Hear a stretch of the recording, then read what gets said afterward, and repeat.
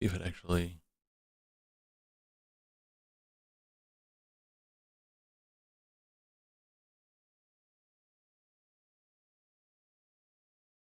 That works. Coolio.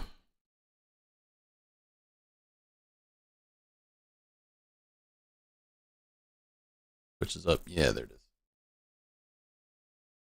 Going on, you bunch of little fruitcakes. It's so quiet. It's a dead stream. It's a dead stream. Because of no music. Because I don't want to get censored on YouTube. And I've got ads right now. Spotify. Really don't want to mess with that too much. Well, you know what? It is what. No, I'm just going to roll with it. I'm just going to roll with it.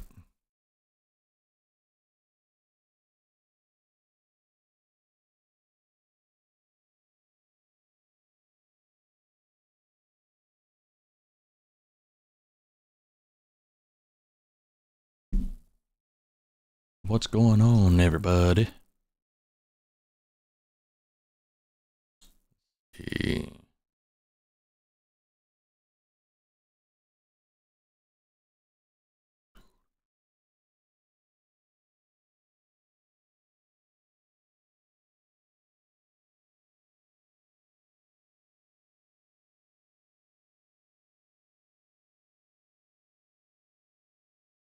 I'm gonna pop into my system accord.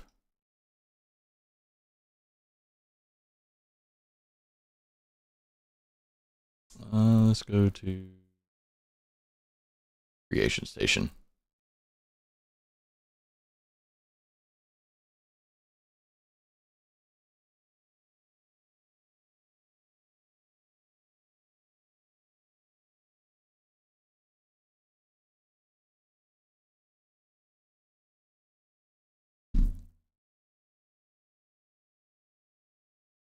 A big straw.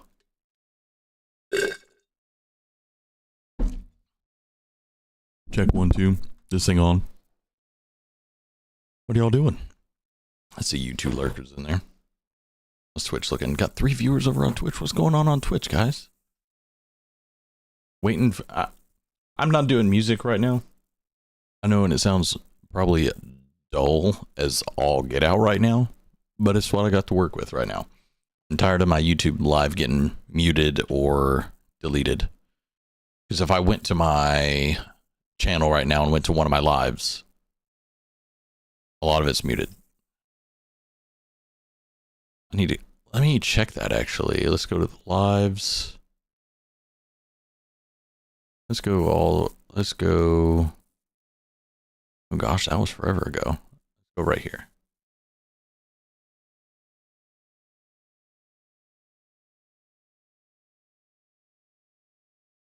Oh, that goes hard, though. Still on there. Well, maybe I can hear it, but no one else can. Let's see.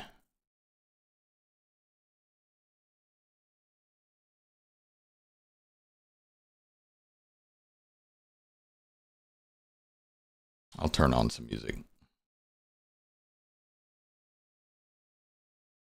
Well, I need to change that.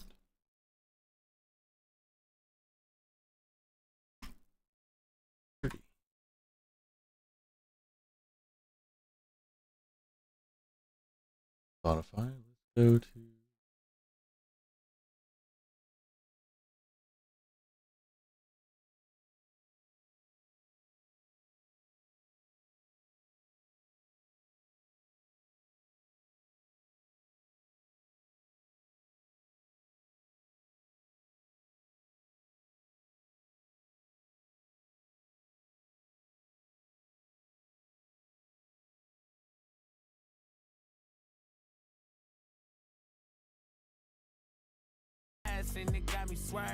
There we go. Now we got music going. If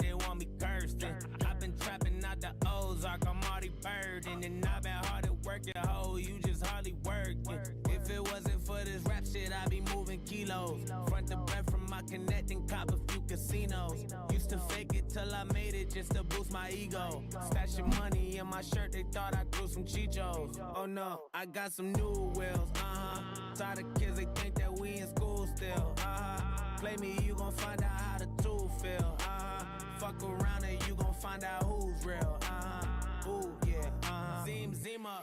Who got the keys to my motherfucking Beamer, bitch? I used to dream of this. I ain't that nigga you could play with, nigga. That's dangerous. Told him I was raised in the basement, twin AKs in the playpen. Take your face, rearrange it. I can turn eggs into bacon. I can serve base with an apron. Niggas been waiting. Hey, there, Shirley. I have been affiliated for almost 2 years. Yeet.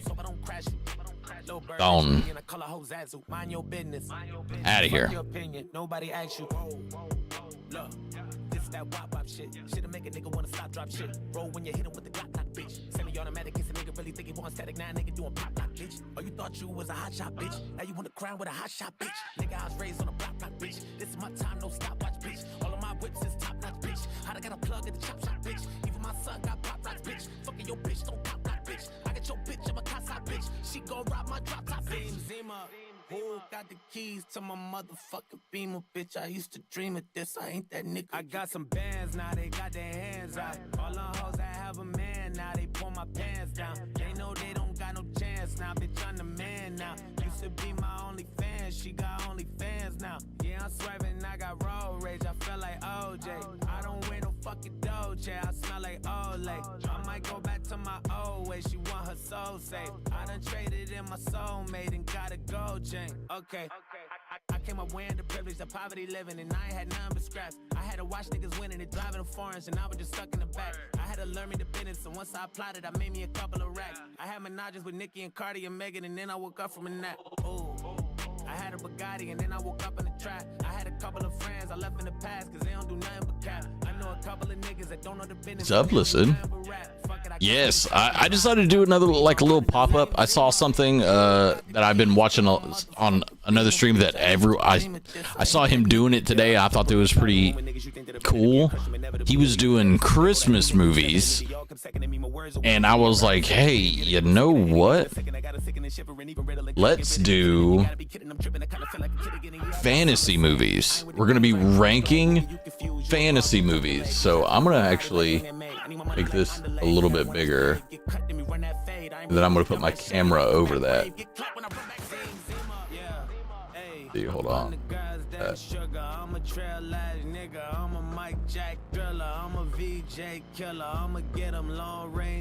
So we're gonna be ranking fantasy movies tonight.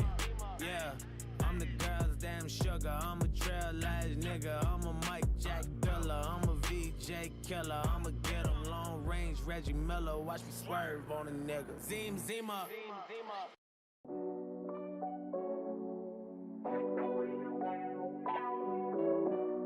So yeah, we are going to be ranking movies tonight.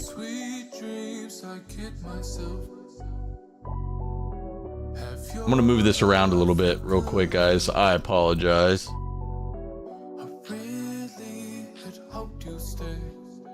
But like the river, you just come and go. And these things, they come for me when my mind's on you. And I feel you comfort me. But like the river, it just comes and goes. I used to think that you was Superman when I was younger. Finding comfort in your voice when I was down and under. Put you on a pedestal, and now I kinda wonder if that makes sense, cause I'm convinced you showed a lot of colors. All the nights I was alone, I hid inside the covers. Used to argue with my moms whenever I was stubborn. I never warmed up to the idea of a stepdad, because he wasn't you, and you and him ain't even like each other. Used to bring me around your girlfriends, as I recall. I thought 1 or 2 was cool, but I ain't like them all. Cause all you ever did was argue about who's right or wrong, and you ain't had no job, so you would sit at home and light a bomb. Used to crave for your attention, but I never got it. And everything you said we do is just another promise. You had dreams of being famous. Little Hope, I should. Little Hope game. Oh, sick. How's that going? A father-son relationship that we can smile about. At times you got abusive and I had to bow down. I keep on making music to try to compete with Bow Wow. Your father died when you was young, I think that made a scar. I started thinking maybe that's why you the way you are. End of the day, no excuse for how you played your part. Told myself when I became a father, I'ma raise the bar. We had a lot of falling outs and didn't talk for years. And all them birthdays and holidays got awfully weird. You threw me in a foster home and I was brought to tears. Living with some strangers, feeling anxious, I was lost and scared. And now I'm staring at the river trying to... There we go. That looks a lot better. The storyline is excellent, but I love the last one. I think this is kind of Blair Witch meets Silent Hill. Ooh, that's neat. There's a few games right now that I would actually really like to try out. I've been reaching out to some people that play them regularly, just see about playing with them one day, and like they could be streaming, but I'm not going to be streaming, just so I can kind of like catch a feel of it, you know, and kind of just go from there.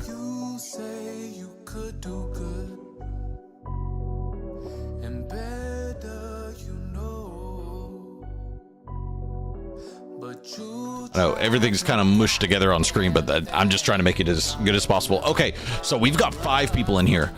Who in here has a favorite like fantasy-based like movie? I want to bring this down a little bit more.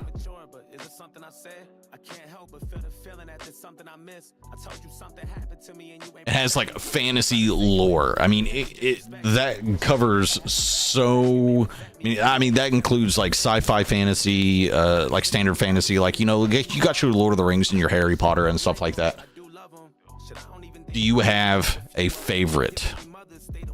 Do you have a absolute favorite sci-fi fantasy? Who is this messaging me on TikTok?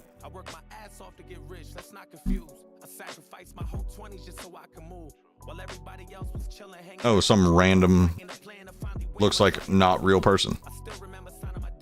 That sounds about right. Or anyhow, yes, you are Harry Potter, bitch. I understand that. So okay, so hey, Southern Mama, what you doing, girl? Hey, there's a tweet out there that we are live and we are doing these rankings tonight. Like, quote, repost, get some more souls in here, and I want to debate. And I am in Discord. I am in Discord so we can talk about this. Some ranked 0 build. Oh, is that what you're doing? Uber. Could have left out Harry Potter. Oh no. Diesel, hey, listen, Diesel, Mama, get in Discord. We're gonna talk about this. If I can get people in the Discord, I'm gonna turn off the music so we can all like converse and talk about these rankings, okay? So get your asses in here, and we're gonna debate this, and we're gonna create this list tonight. We're gonna create this list tonight. Have someone with me, you silly man. How do you do that? Exclamation mark Discord in the chat. Here, I got you. Boom. Yes, I'm doing rank because someone wants me to get into Fortnite. Who wants you to get into Fortnite? Is it me?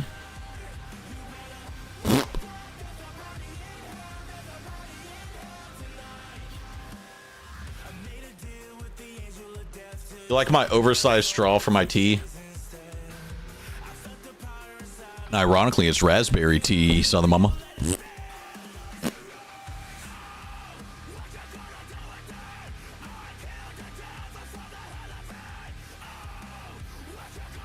No, but I'm in the Discord right now. There's no we yet. As soon as we are in the Discord, we're going to start debating and we're going to create this tier list. I'm going to help him because he's basically an old man for tech. Let me get my life together. Okay, listen, are you going to join us? I want to get these like marital debates live. I'm going to end up hearing my squeal like a bitch. Oh my gosh, just get in here. Get in here. I'm gonna have to add another display capture because I'm gonna make y'all turn cameras on and shit and put you on the screen.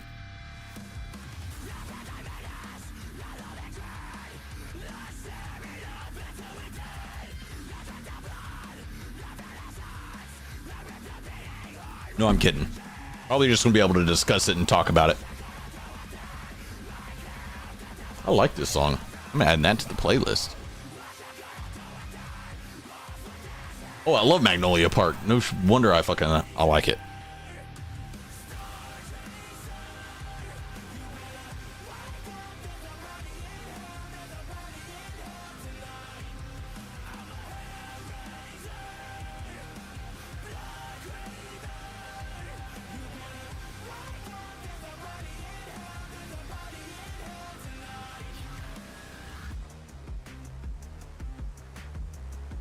Raspberry right back at you. Yeah, I just got that snap. Guys, we are ranking fantasy movies tonight. So if you want to get in here on the debate and talk about it and defend your fandom, hop in the Discord. I'm in an open channel right now. If you want to get in here, just ! Discord in the chat. Get in here. If we start getting some more people or some new people, we are going to go to the private stream center. So if you do want to join, just hop into the waiting room. And I will drag you in. And no, Walker wants me to get back into it a little. Oh, okay, I got you, Southern Mama. I got you. Are you helping the old man get onto the technology, Alyssa? I'm on console, so I don't know if you can drag me. No, yeah, that's right. You're on console. I wouldn't be able to drag you in. Already have me cooked on Suns. No. Oh, Suns is great. Well, hello there, Diesel. Not much, you know, nothing but my wiener. Wait, what? Yeah, I can hear you. Why am I so quiet? There it is. Oh, hey, it happens. It gets to the best of us, man. All right, let me get Discord fixed because it wasn't coming through on stream. All right, tell wifey she needs to get her hind end in here. Yeah, she's moving slower than me. I mean, what gives? It's like she had to stop and help you or something. Jesus, come on. I know. Like she can't get her life together. Just can't do it. Nope, she can't. Just can't do it. Can't do it.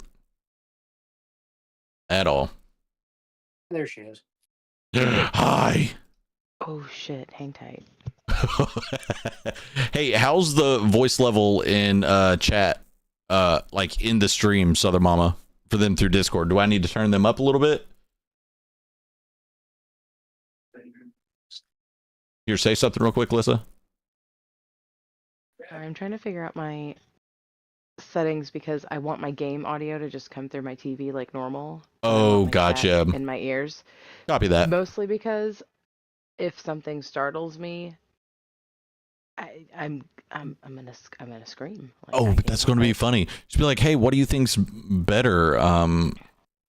Or who do you think's cooler, Cedric Diggory or Draco Malfoy? And he was like, scream really loud if you like Draco Malfoy better, and you'd be like, ah! You're like, well, that was quick. I mean, too fast. That's what our eldest child would 100% do if that was the option. Oh, is that a crush? Is that a crush? 100%. Yes. 100%. Okay. All right.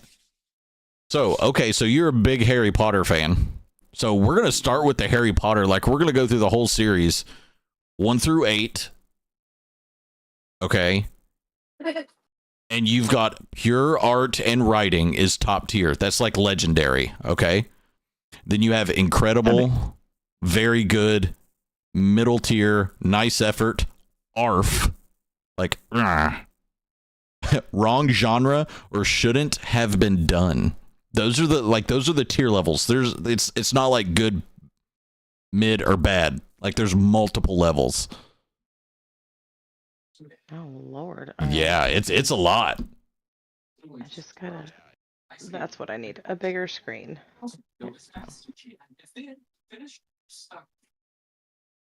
Babe, you're gonna need to get your headphones or something because I'm listening to Elf. Where are my headphones? You're listening to Elf? Where is my super suit? No, our youngest is watching Elf, the most hated Christmas movie in this house. I love that movie. Hate it so much. All right, I made it bigger on the screen so you could see a little bit more on the stream. Does that help? Yeah, I'm also a big fan of the fact that it's not like I could put them all in the same ranking category if I so chose to, which I wouldn't because they're not all. They're not. They're not. And we're Yeah. gonna. I feel like you and me are definitely gonna have a debate on this because I have opinions. There's All only right. one thing that I heavily debate in terms of which movie Okay. is the better, but I do have an opinion on which movie is the best movie of the eight. Oh, of course. Oh, okay. So we're gonna start at. We're gonna actually let's start in reverse order for this. Okay. We're not gonna start with Sorcerer's Stone. We're gonna start with Deathly Hallows Part 2, and we're gonna work backwards. I got my headphones in. Can everybody hear me? Yeah. Yeah. Oh, thank God. You're like, oh, I didn't break the technology. They've been acting wonky, and I don't know why. You touched them. That's what happened. Yep. 35-year-old man has no business playing with new technology, especially Beats from 2016. Ooh, classic though, man. Well, All right. So, Deathly Hallows Part 2. Where are you putting that? Because we're gonna debate it first. That I'd say very good on that one. You think very good? Yeah. Well, I mean, because for me, none of them are middle tier to me because of how very near and dear the series is to me. Oh, But I'm going mid for the finale. yeah, I feel like, especially as someone who read the books, if you're gonna split it into two parts, you've got the room, the time, and the screen time to make it so good, and Yeah. you're just me. So I can tell you this right now: for the entire series, I don't have a single movie from the Harry Potter series in the pure art and writing section. I only have one. I don't have any of them. As much as And there's I hope that the one that I have there is at least one that you have ranked as incredible. okay, and it is that's where I have it. I have it at incredible. I don't see any of the Harry Potter movies going above incredible, and this is even including some of the nostalgia factor. I'm talking about like the writing and the the actual transition from book to movie. I will say that one of my biggest issues is that there are aspects of every movie that I think you could put a piece of a movie in that's perfect, that's flawless, don't change anything, but it doesn't necessarily mean it's true for the entire movie. Right. So what does anyone in the chat that's in here right now, are you disagreeing or agreeing with Lissa that Deathly Hallows Part 2 is a very good movie? Because I bounce between mid and very good with this movie because I feel the second half of the movie is the only part that's good. Diesel, Yeah, what do you I think? wasn't crazy about the first. Diesel. That's you, dear. Yeah, I know. Bear in mind, I've never read the books. I take it back. I read the first one. The best book. I mean, let's see the scale here. Yeah, it was pretty good. I mean, it was for such a big buildup. I think it was kind of a letdown at the end. Coming up from a purely movie standpoint, okay, I don't know how true to the book it was, but purely movie standpoint, they built up this monstrous battle. Right. And it was like, okay, there it is. Yeah, but it flowed well. That's what was crazy with the movie. With everything that happens in the book, they wouldn't have been able to do in a movie, which is why they've moved to a TV series. Which I am actually excited about. Fuck that up, so help me God. Oh, hey, I mean, I think it's going to be okay. I think it's going to be okay because they're shooting a season a year, so they actually age. The actors are aging with the series and properly, and they're casting age-appropriate actors for the young kids. Kind of like what they did with Percy Jackson. So we don't have almost 30-year-olds playing 17-year-olds. Yes. Or 30-year-olds that just look kind of young but still have age lines that are playing a 16-year-old, You mean you don't want Daniel Radcliffe coming back to play Harry Potter? No, I would love for him to come back and play Sirius Black. Make him James Potter. Oh, I mean, okay. I could see him playing his dad, but him playing as Sirius Black, seeing his roles now, I think he would be absolutely perfect for the role, personally. But okay, And so from a cosmetic standpoint, if yep, they grew out his hair, remember after he's like back at Grimald Place and he's actually like put together and looks like a human being and not a convict, yep. that curl to his hair, Daniel Radcliffe, he could do it. Oh, He he pull it could off. rock it. All right, so where are we putting part 1? Ooh, that. Which, in my opinion, is the worst movie in the series. I was gonna say I may have lied about none of them being I have it right there at nice effort.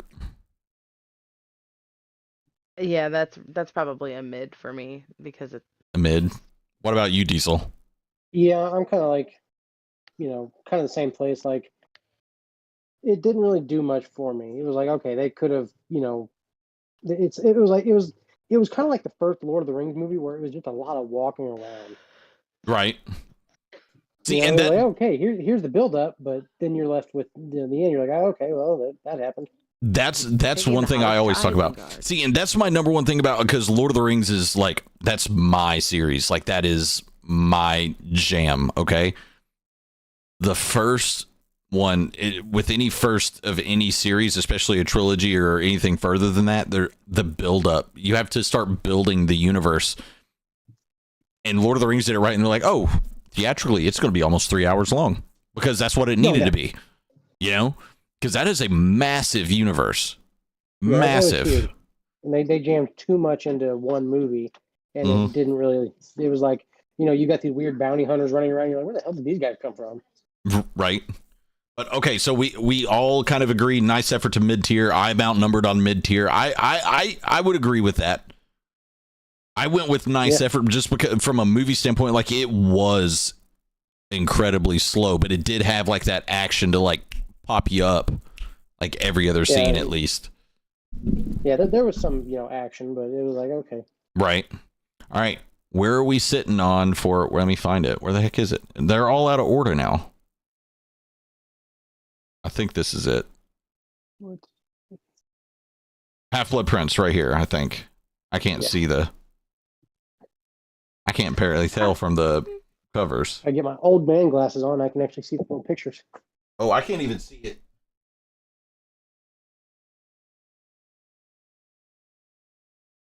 Oh. I can't tell at all. blood. Half-Blood Prince. That Half-Blood Prince is number 6. Yeah, Half-Blood Prince is number 6, but the posters don't have, like, obviously, like, this, because the posters are very similar, 5 and 6. Anyways, I'm trying to look at it. There's like some images at the bottom. One with like a white screen or like a white edge around it. I think that's Half-Blood Prince. All right, so where do you got Half-Blood Prince? I have Half-Blood Prince at very good. That one was great, actually. I have it. Enjoy that one. I had it at very good. Like, 3 and 6 were my favorite books, so I'm very critical of these movies. But Half-Blood Prince was like, it was just good, very good. Definitely not below that. I like it for the guy who turned into a chair at the beginning. I thought that was hysterical. I thought that, it's like, it had the comedy, it had like the story, it had everything pushing through it. And compared to the book, I mean, the book is amazing. Not to mention the pinchers. Yep. Oh, yeah, that was funny. All right, so that was kind of unanimous. No, we don't even have to discuss that. That was like, yeah, good, done. Yeah, right. That might be peak Harry Potter for me. All right, so we're at Order of the Phoenix, which is my 3rd favorite book. Where do we have it at? Enjoy that one. Yes, so did I. Yeah, I mean that's kind of like Harry Potter does the Avengers. Yeah, but like, was it good though? Like, really looking back at it, was it very good, or was it like mid tier compared to the other movies that are ranked above it? I think it's definitely very mid tier. I wish there was something in because, like, for me, like, mid tier is kind of like a meh. No, And okay, it was a so little bit more than meh. Like, there needs middle to be tier just a is straight like good. Like, middle tier is considered like good, because nice efforts, like, yeah, I watched it, meh. Yeah, I didn't name these. Like this one was pre-made. Yeah, this was good. I think 5 was good. Like, it had a really good ending compared to the rest of them. Like, it had that good, like, but there wasn't a lot of new information. I feel like it's Right. like you're kind of rehashing like, hey, he's a little bit older now and he's got new friends like this crazy loony chick, and Mm-hmm. Yep. but there's no real new information. It's just kind of Right. like the bridge to him getting older. Exactly. So, And I don't know about y'all, but I just stayed pissed off in that whole movie because fuck that pink wearing cat. oh, that okay. Oh, That I is forgot about her. that I love the movie. No matter, like, I have it set to middle tier because I am basically frustrated that entire movie while watching it. Yeah, Like, like ooh, she makes me just- so I've never wanted to hit an mad. old woman so much in my entire life. See, what's crazy is that kept me reading the book. It made me not want to keep watching the movie. Because once you have a face to associate with it, they Oh, become very punchable. it makes me. Oh, goodness gracious. All right. So those are four of the. We got four left. Okay. Next up, Goblet of Fire. Diesel, you're up first on this one. What do you think about that one? That is probably hands down my favorite. Just because Really? that well, okay, because I like to quote the line when what's his name dies at the end. But also that one hold my interest the entire My time. boy. Oh yeah, anytime Alyssa yells something to that effect, I'm always That's yelling. my boy. My boy, my son. Oh God.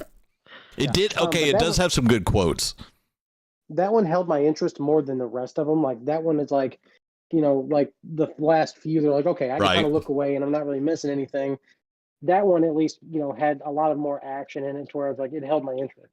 It does have a lot of action. The only thing I really think about it for it compared to the rest is the fourth book was like in the book series. It was the jump from it's a pretty thick book to holy crap the amount of information that's in this book. Yeah, it looks like a decent sized book to who the hell wrote War and Peace and just yeah. slapped Harry Potter on it. There was so many things missing, and there was a few plot holes, and I mean, it is what it is. For me, it is like in between mid tier and nice effort, leaning towards mid tier for me.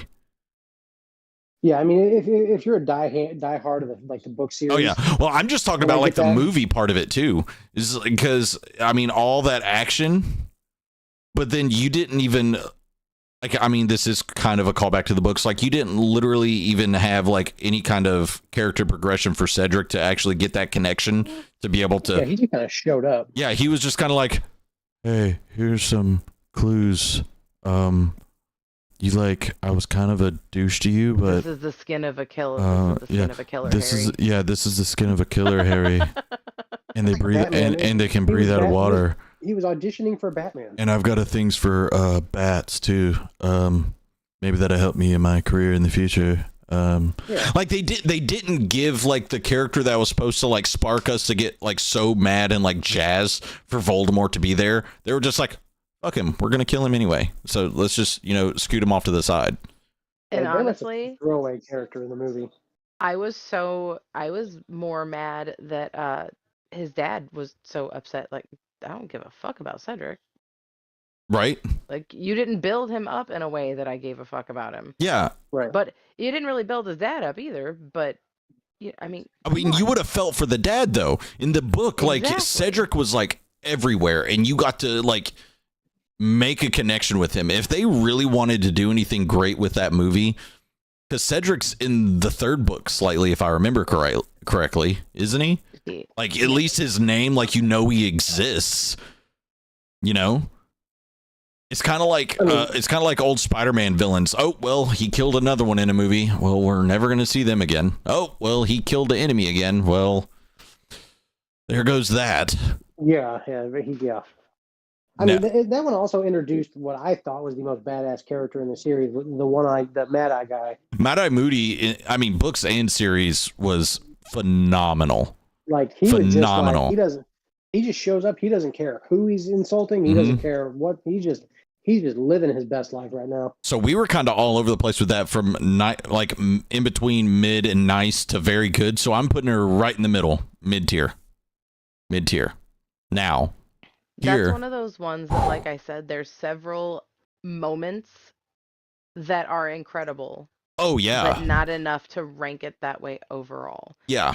Definitely not over Deathly Hallows Part 2 and Half-Blood Prince. Like, no way. Especially the Harry, did you put your name in the Goblet of Fire? Oh gosh. That is not. In the book, he's like, "Excuse me, Harry." As he spoke to Harry all the time, because that's how he fucking was. Exactly. There is not one scene in a single moment in those books where it's like Dumbledore ran up on him like he was about to serve him these hands and said, Hey, that sparks a question, though, to ask you guys. Who do you think played a better Dumbledore? I think Gambon killed it, though. I guess, I mean, I like them both for different reasons. Yeah. Like I like Richard Harris because he kind of pulled off that goofy kind of, he's been around a minute, you know, he's kind of a little off kilter type. Right. But then as Earwax. I feel like, Earwax. I feel like as the series progresses, you need that stronger, you know, kind of battle weary Dumbledore that you get in 5. Could you see someone? Voldemort. Could you see someone body doubling Richard Harris though, fighting fighting Voldemort? Oh god, not in those clothes. He wore the clothes and like that. Like, I mean, it was classic. And I can tell you one thing though: the aesthetic for the Richard Harris's Dumbledore, way like book accurate. But then they were like, "Hey, what if Dumbledore smoked weed and lived in Asheville one summer?" You get Gambon's Dumbledore. Yeah, you get You do. Period. But okay, so we're on to movie number 3, The Prisoner of Azkaban. Where do you guys got it? Arguably the best one. Oh, my opinion, the best of the entire series. I will say that's probably I can agree that's definitely one of the better ones, especially just because of Sirius Black showing up. Oh yeah, because I've got that at incredible. That is my highest ranked. That is my flawless. I don't need nothing changed. It is exactly. So many things left out of the book that didn't bother me at all. The movie, to me, even though it's my favorite book, it's also my favorite movie. I do not have it at pure art and writing because there's like little things that you're like, that's sloppy. Not necessarily sloppy. I mean, this is my opinion. I'm not a writer. I don't have, the chops to do something like that. From like a viewer standpoint, I felt like there was just something missing to make it to that top tier. You know what I'm saying? Definitely felt like a tone change because the first 2 were kind of light and childish. Yep. And then you're like, okay, we got werewolves. It's dark. They're not wearing their robes all the time. Yep. You're like, okay, like shit's about to go down. Yeah. Which is heavily attributed to change in directors. Oh yeah. Right, However, it's very much massive. the directors, but also like I'm sure, like I said, I've never read the books, but I'm sure the books changed a little bit too, to some degree. Because I mean, Sirius Black in itself, like, hey, we got a magical serial killer wandering around. Yeah, I mean, dark take compared to the first one. It changed lightly, but it's not like they changed writers of the books. Like, she had such a vision all the way through every book. She just started sectioning it off, basically. Right. Kind of like what Tolkien did, because the second book for Tolkien was actually Two Towers and Return of the King as one book, and they made him split it basically because they're like, no, 3 books, and he's like, and he didn't. Quick fun fact: he didn't even name his 3rd book for Lord of the Rings. His publisher did, and he hated it because it spoiled the ending. Oh yeah, I can see that because they don't even make a mention of that until the end of the book, end of the movie. Goblet of Fire movie should be the nice effort tier. The movie took out key characters that should have been in there. Oh, I agree, Waffles. But here's the one thing about all Harry Potter movies, all of them, they took out the best character out of the entire series, and there's a reason why for it. I'll tell you afterwards, and that's Peeves. Yes. Peeves is non-existent. Peeves was actually in the first movie. Did you know that? Yes. And then the actor, he was like, he's not in the final cut. Like, you don't see him at all. But there were like dozens of scenes shot. And what happened was after they started shooting and they had, scenes shot because it was all CGI for him. He wasn't even like on set. The actor died. Oh. And it was already, they were already so far into production, they had to cut him out completely and redo scenes. Yeah, I feel like I read that somewhere because I always come across these articles of, like little known movie facts. And, yeah. It's kind of like Shrek. Chris Farley was the original voice of Shrek, and he was supposed to be like some like redneck version of Shrek, in which there is a big petition. I signed it a couple years ago to have them release the original Shrek with his voice because they still have like the whole movie was done. The whole movie was done, and then it does really suck, Waffles. I agree. Hey, we are in my Discord. We are discussing this and ranking all of these fantasy movies. If you would like to join us, Waffles, we're in an open channel, so you can just come in. All right. I will not be singing Dan's waffle song. I'm sorry. Waffles do sound good, but waffles are better than pancakes. Hey, I'm just hopping around and chilling. I will. It's Alyssa actually. And the Hubster Diesel. That Shane, the Shane. The Shane.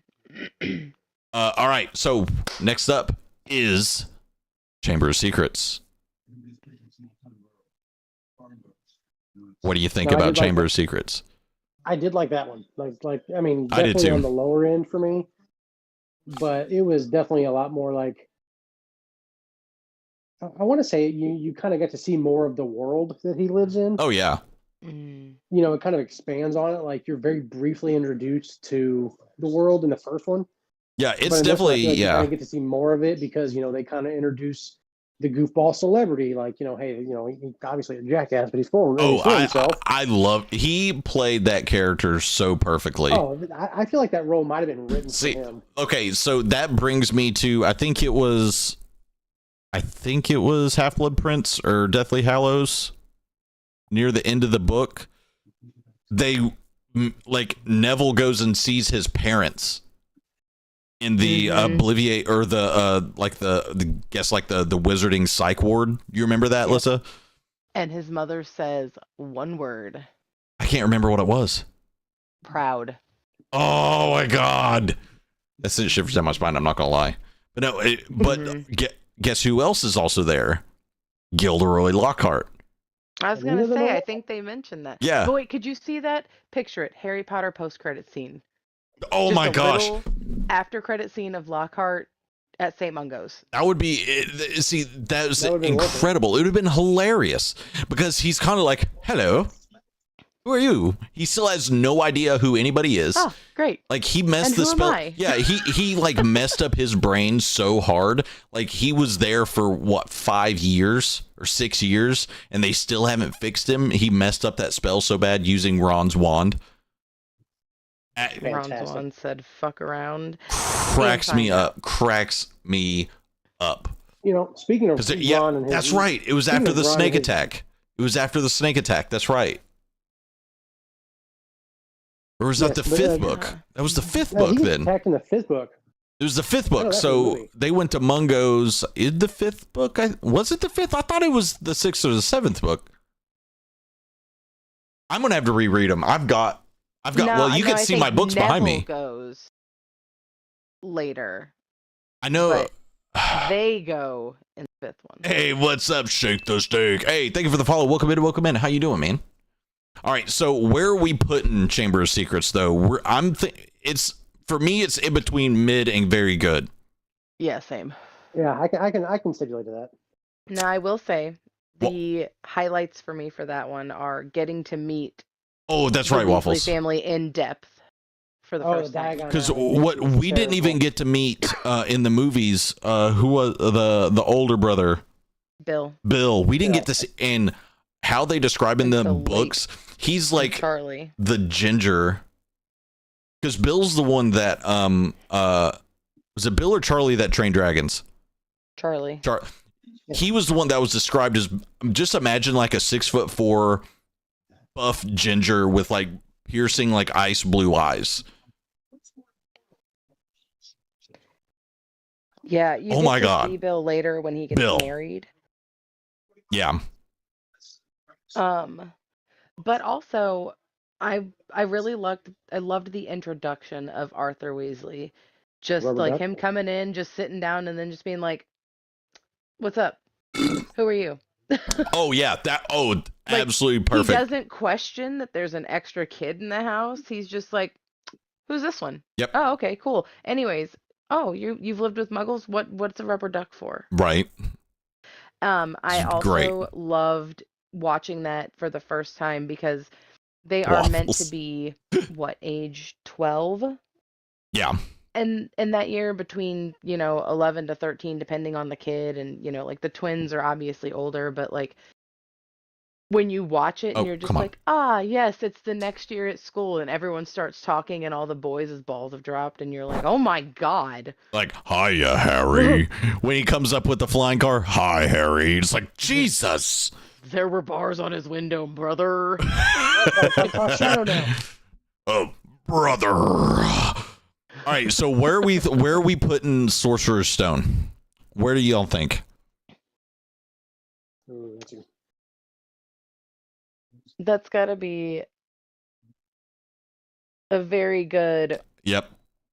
Yeah. Or That's yeah, where I've got. That's where I've got to it. be a very good. Because that okay, the first one. Me and my kids watch the first one every Christmas. You know what? I feel like those are Christmas movies, especially that one. Oh no, it's every single Christmas. Every single Christmas, we binge watch Harry Potter, and then Lord of the Rings is New Year's because we start the new year with Lord of the Rings every year. That's just how it goes. Right, okay, we're not doing Lord of the Rings next, so we've just finished Harry Potter, guys. So I'm gonna go through. So we've got, let's see, the Planet of the Apes series, which includes originals and reboots, remakes. Star Wars, High Deviant. What you doing, girl? Hey, we're debating fantasy movies in Discord if anyone wants to join. If you're in here and you want to join the Discord, we're debating these fantasy movies and discussing them and placing them. Oh, you know what we didn't do for the Harry Potter series?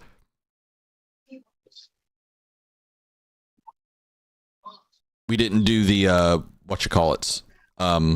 Fantastic Beasts. Does anybody Full want to acknowledge disclosure, those though? I've never seen any of them. Neither have I. Honestly, every single one of them. The best characters are the Muggle characters in it. So I literally put all of them in the nice effort. Yeah, I feel like I get what we were doing with it, but did we I'm need good, it? D. How are you? Yeah, I never saw those. Like, I liked the look of the bad guy. Like, I was like, okay, he kind of looks cool, but Like that's as interested as I got. they're not rewatchable material. That's fair. Something that you watch one time to piece some things together, and then you're like, and I'm over it. Oh, the creatures are incredible. So the first one actually I think is the worst one because they don't really. I love the character of the main guy. He's the guy that wrote the book that tried to eat Harry in the third one. Oh, the monster book. Yeah, he wrote this. This is what this series is about. And it connects with Dumbledore and Grindelwald, which goes into Voldemort, goes into the Elder Wand, like behind the scenes, whatever. But the first movie, I think, is the worst one. Just because it kind of doesn't explain too much, and it honestly makes all the American wizards just like a bunch of assholes. Honestly, that probably tracks, though. I mean, it would track, but no, like borderline, like all of them just all being villains. Like all of them. Like, this isn't the Durmstrang Academy, you know? But, okay, so that's done. So we got Planet of the Apes, Star Wars, Chronicles of Narnia, Avatar, and there's a bunch of individual ones in here, too. Right now, Avatar, you can just throw it in the trash. Trash? You don't like Avatar at all? I fucking hate You hate it? You don't like Dances with Wolves in Space? Honestly, it was Blue Pocahontas to me. So. But okay, look at it though. Look at Pocahontas versus Dances with Wolves, and which one is more of a mirror effect? The Avatar. Hey, are you even old enough to remember Dances with Wolves? Me? Yes, you. Yeah, I've never seen it. Okay, so here is Polka with Puppies, aka Dances with Wolves, in a nutshell.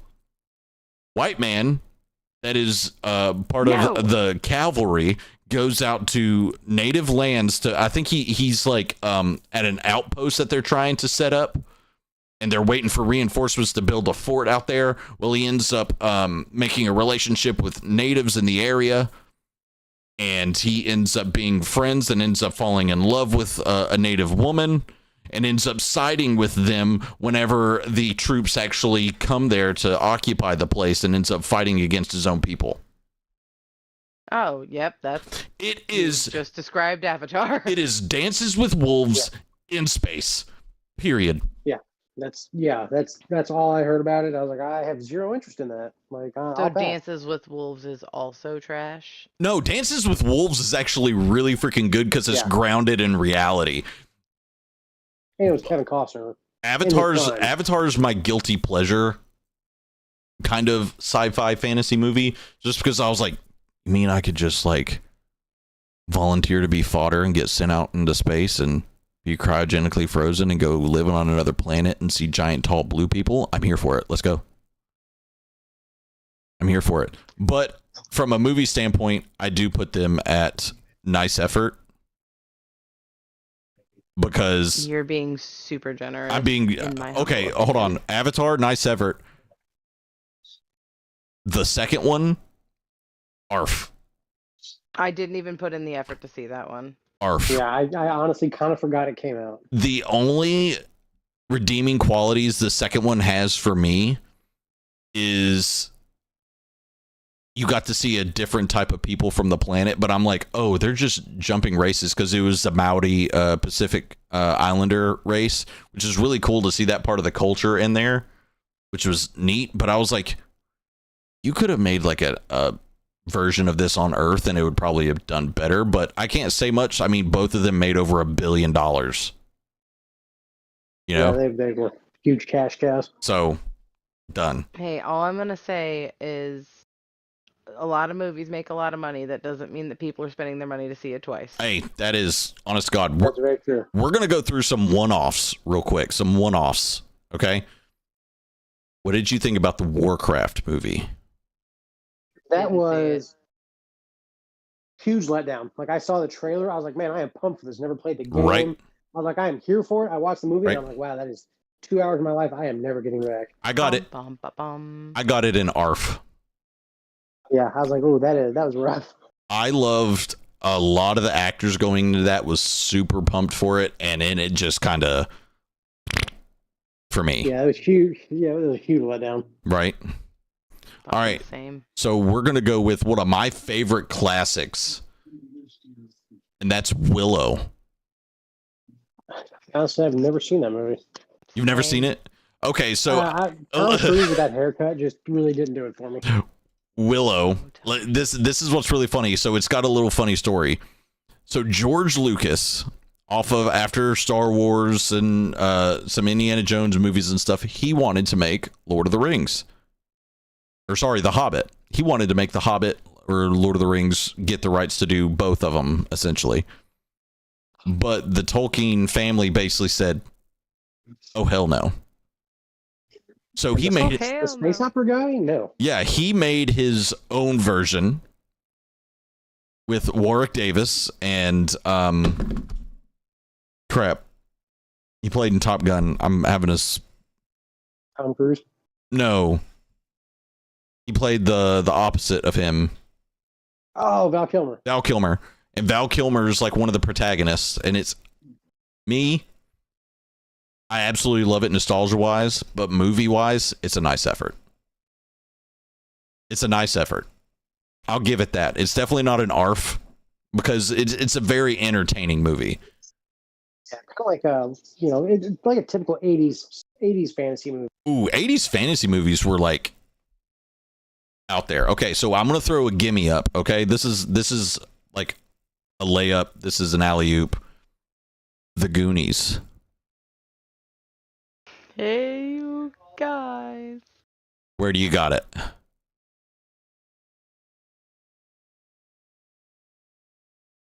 gonna dangle it. Babe, you're in there talking to yourself.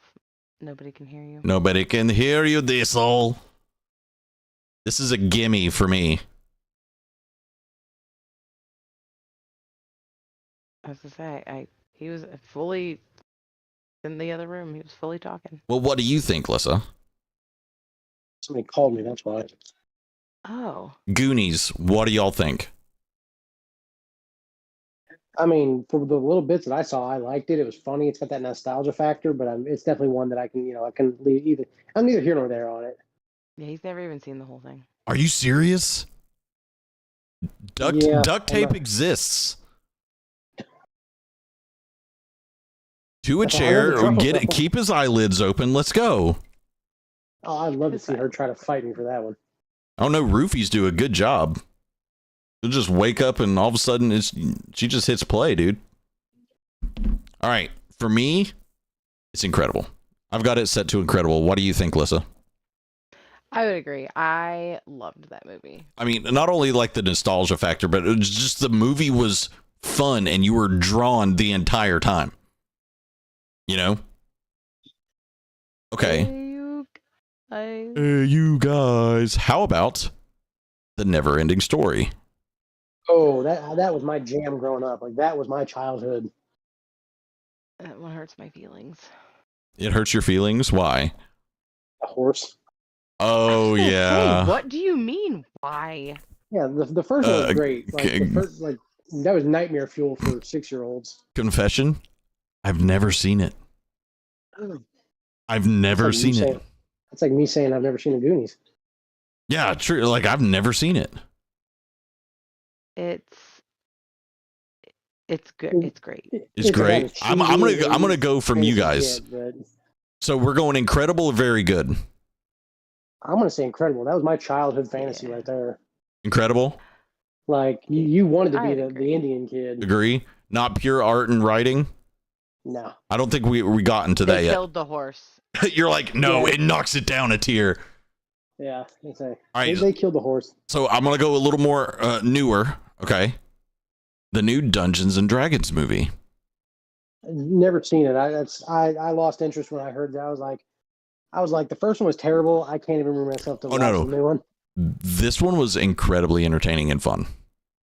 Really? Yes. My 5-year-old loves watching it with me. I have a TikTok on my TikTok right now that my daughter is whining and crying because all she wants to do is play with our dog and watch Dungeons and Dragons. Raising them right then. That's it. Now, movie-wise, I have it set for very good. Because it's not like incredible. It's not like, oh my God, like I can't wait to get home and watch it. But it has a lot of rewatchable like qualities to it. Definitely got that entertainment factor. Yeah. It's not like, oh my gosh, I am watching this 2 times a week. Incredible or pure art and writing. Like that's not what it is. Okay. Fun fact about that movie. Did you guys ever watch the TV show Bones? I've seen a couple episodes thanks to my college roommate. He was big into that show, but I never was enthralled with it. Lissa? Same. Okay. I've only seen a handful. Well, one of the actors that's further on into the series actually wrote this movie as a one-off, but they're trying to convince him to write sequels. But he said only if I can get a lot of the same actors, but they're playing different characters. Because like in D&D, you can change your characters. Oh, yeah. So they'd be playing like different parts, like pulling like an American Horror Story. Yeah, yeah. I think that would be really neat. Be like, oh, well, I played the warrior. Now I want to play the goofy, whatever, All right, let's see. Let's go 300. Oh, I will never turn down a chance to watch that movie. Okay, 300. That is like that's like pure testosterone right there. I have that one set for incredible. That is amazing. What about you, Lissa? That is a man movie through and through. I don't even think I've seen it. Oh, yeah. That I wouldn't say it's pure art and writing, but it is incredible because it's a lot of fun. The third one or the second one shouldn't have been done. See, I loved the second one. I could watch that one just as much as the original. 300 for me. Leave it alone. Classic. It was perfect. Leave it there. That was perfect the way it was, but the second one, I'm like, it's just a different side of the story. I'm like, man, this is this is great. Like, it could have been done under a different title, but it was still just a fantastic movie, I thought. I couldn't do it. I haven't even seen it. Oh, so good. I was like, nope, shouldn't be done. Nope, done, gone, out of here. No. Mm-mm. Get rid of it. Leave it alone. Yeah, the second one was just, I thought it was amazing. It's kind of like how they did the series for Willow, the movie I was talking about earlier. Oh yeah, the Disney series. Oh, it was god awful. Never should have been made. Not in that way anyway. It was god awful. God awful. I think Disney kind of got ahead of themselves on a lot of their shows. They did too many too quick. That's what it was. Okay. All right. So I'm gonna go The Dark Crystal. That's another one. I know about it, but it was never on my radar as a kid. Me either. Same. Never seen it. So I'm gonna put on that one. I'm not gonna. Actually, let's go to the chat. In chat, because none of us have seen this movie. It is on my watch list of like, oh, I can't find anything else to watch. I'm gonna watch one of these movies on my list. You know, I don't know if anyone else has a list like that, but I do. Yeah, I do. The Dark Crystal. Anyone in chat that wants to defend Dark Crystal and give their opinion for where it needs to go on this list, speak up now or forever hold your peace. Like, every time I hear Dark Crystal, for some reason, all I can think of is Fraggle Rock, and I know it's not even the same thing. What is it? I say every time I hear the movie Dark Crystal, all I can think of is the old TV show Fraggle Rock. Right? Because I bet they use the same puppets. Yeah, it's like Jim Henson, just like, hey, we'll just recycle these puppets. Yeah. It's kind of like the sword in the latest Stranger Things season was a Conan the Barbarian prop. Oh, that's dope. Yeah, no spoilers on that. I haven't made it that far yet, and my oldest is not happy about it. What, about Stranger Things? Yeah, she's been dying for me to watch that show, and finally I watched it, and she goes, what episode are you on? And I'm like, I just started the first episode. It's bro. So good. Okay. She hit him with a bro. Okay. 12-year-old just hit me with bro. So you've played the Batman Arkham series, so I can assume, or am I assuming correctly you've played the Assassin's Creed games? Love the games. Okay. What did you think about the movie? Terrible. Never should have happened. Really? Thought it was an abomination. I've got it set for ARF, but it's one of my guilt or pleasure movies, dude. Yeah, I saw it one time, and I'm like, I get them trying to do their own story, but it was so far away from I'm like, it was so far away from everything we know. I'm like, okay, like this could have been done. This could have been a good action movie under a different title, but it shouldn't have been connected to Assassin's Creed. Oh, I mean, I think it should have been set for the Assassin's Creed, but I think they should have done it a little differently. But hey, we're just fans with opinions here right now, you know? Yeah, and nobody's asking for a sequel to that movie anyway. So. They need to do a series. I think they're realizing that like games and books don't need to be movies. Like in the fantasy genre, they need to be series. Yeah, I think they need to do a series. Like if they could do a series properly on like HBO, like they've been teasing for years, I'd totally get behind it. But it's got to be like a faithful, you know, like one season. They did The Last of Us. Whoever produced The Oh, Last of Us TV show needs to be in charge of any video game adaptation ever again. Period. Did anyone else cry at that one episode? I don't even. You know exactly. Absolutely. Which one? They were all. No. That the one episode. Oh, the strawberries. That makes you cry tears you didn't even know you were possible of crying. Yeah, like I think I almost teared up when we first started the first episode, and I heard the theme song, and I almost lost it because that game is just impeccable. See, never played the game. One of my top. One of my top 5 games every time. See, I want to play it, but I'm a sucker for a good series. Like, okay, I was a big Walking Dead fan, okay? After a while, yes, it died. But you know what? These new series that they came out with are freaking balling out right now. I swear. Yeah, the show is actually remarkably faithful to the game. Well, that's good. That's good to know because a lot of them aren't. I mean, look at the Doom movie and the Resident Evil movies. Yeah. I mean, come on. But Yeah, I okay. will say the Resident Evil movies were good, but I've never played the game. Oh, either. they were entertaining for sure. They're what actually got me into the games. But all right, so we're going to another like 90s classic that comes all the way up to modern day, okay? To like current within the past 5 years. Doing the Jurassic Park, Jurassic World series. All right. Yeah, I can get behind that. We are going to start with Jurassic World. Okay, we're working backwards. We're going to start at 1, go through 3. All right. Jurassic World. Now, where do you got it? No, I haven't seen the most recent Jurassic World where I say yeah, they get into cloning people and stuff. It's like yeah, that like the most recent one. Why do you want to do that? Call it Caucasian World. I mean, yeah. Dinosaurs are side characters by the end of the Jurassic World series. Hey, what's up, The Swag? one where they're still on the island, that was a great one. Okay, so the Jurassic World, I thought it was really good. I thought it was very good. Yeah, that's kind of almost like, to me, it was like Indiana Jones with dinosaurs. It was just good, entertaining adventure. Yep. Now, okay, you know what? We're going to change it up a little bit. So we just did the first in Jurassic World. What about Jurassic Park? Where would you put that? I would say the first Jurassic Park, that was very good. I'd say on the scale, very good. What about you, Lissa? Because I'm on the same page with Diesel on this one. Sorry, I was filling and drinking water. Oh, you're fine. So I've only seen bits and pieces of all of them. I don't know that I've ever seen a single Jurassic movie from start to finish in one sitting.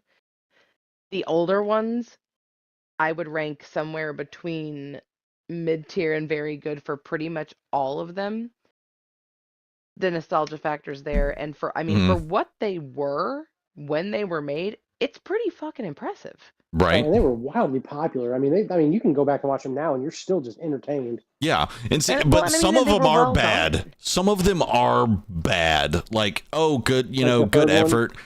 Jurassic Park 3, nice effort. Yeah. Yeah, that's probably one that I've not seen. Lost World, also for me, nice effort. Yeah, that was a nice effort. I feel like they should have kept the main Sam Neill's character. Like when they took him out of the second one, they kind of lost my interest. Mm-hmm. And I've got Jurassic World 2 at nice effort. And then Jurassic Park 3, ARF. Yeah, that one was pretty bad. It was bad. It was just bad. Literally, the first in each of the franchise were the best ones. Yeah. They were the best ones. Yeah, I can 100% agree on that. Like they are in between these two. I feel like they are stuck in between very good and incredible because the rewatching, the rewatch value on those movies. Oh, 100%. Yeah. Is insane. But putting it up there with like 300 and Goonies, Neverending Story, I don't have an opinion on. And Harry Potter 3, I don't think so. For me, anyway. For me. Okay, so that series is done. Let's go with some of these. I don't even think should be in this genre. Okay, we're gonna tug on some heartstrings here.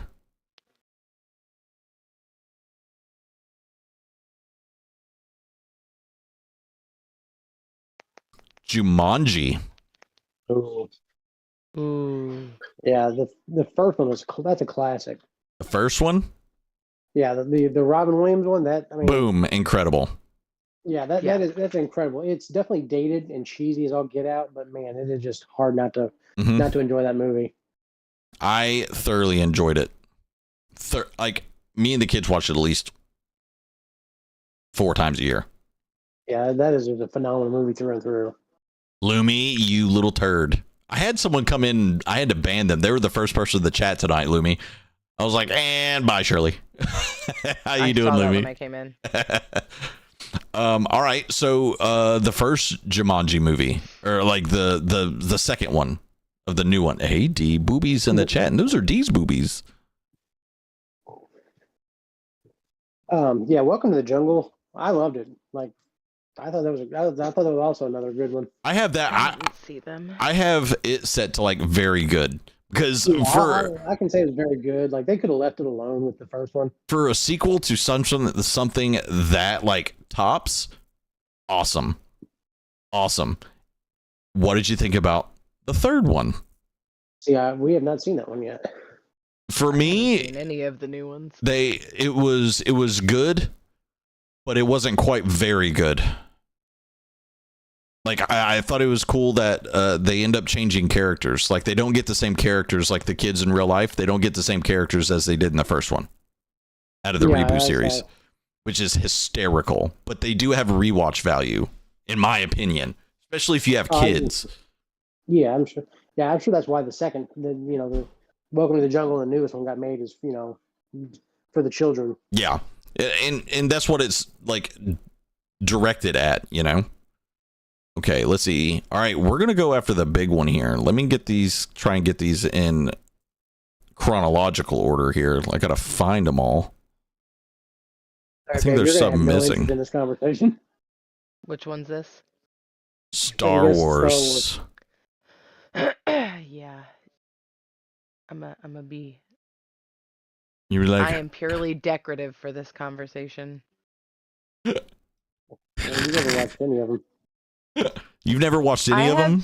No, I have seen some of them.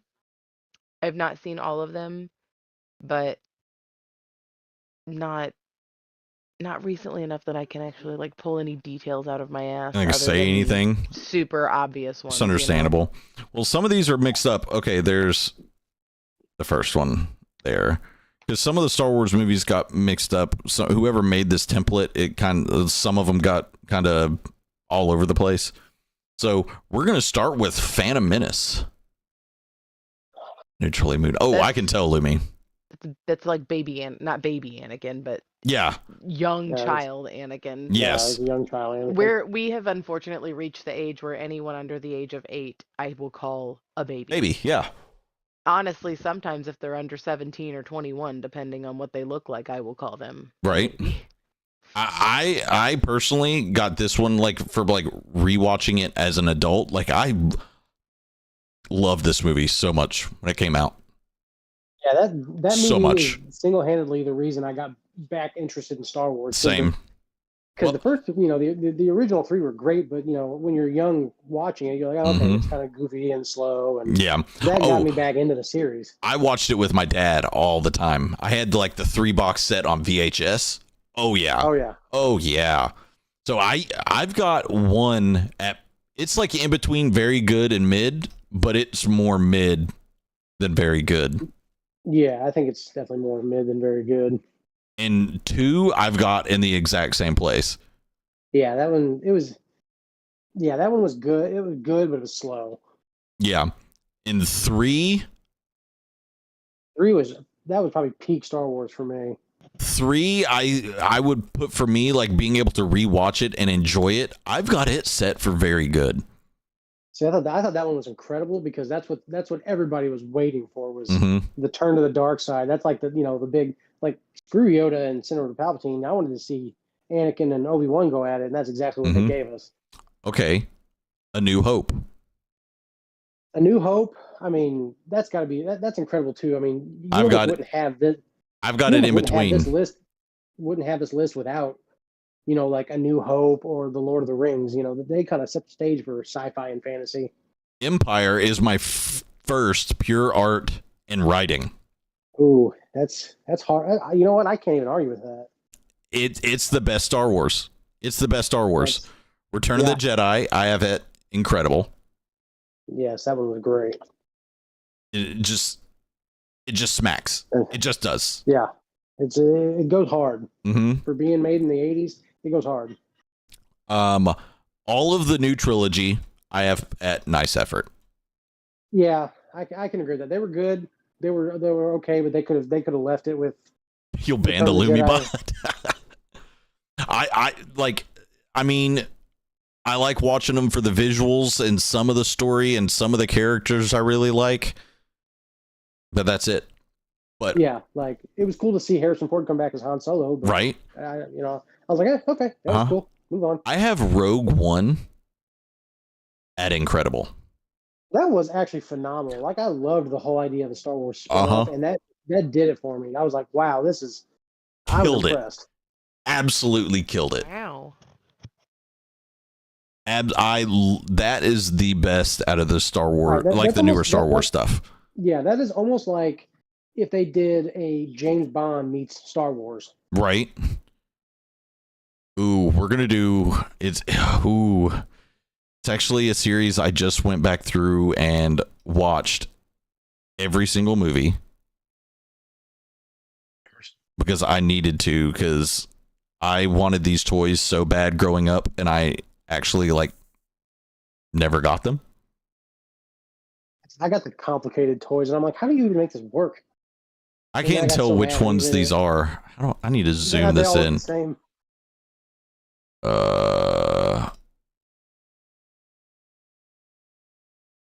I think, okay, I've got those in the correct order.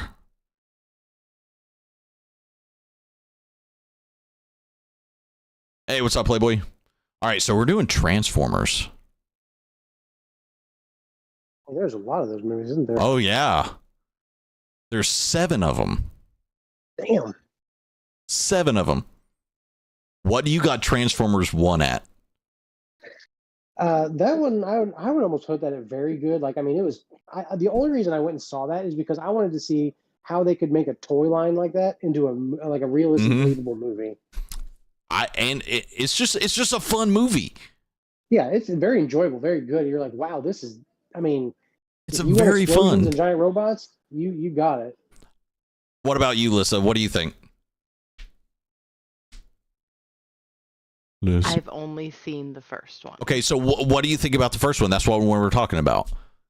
Yeah, that one, I would say that one was very good. Okay. I feel like for the start, like the kickoff of a franchise, like I said, I've not seen the rest of them, but I know the franchise is wildly successful. It's wildly popular, so they're doing something right. Oh yeah. Not anymore, but the first one, and plus Linkin Park just basically doing the entire soundtrack for all of the movies.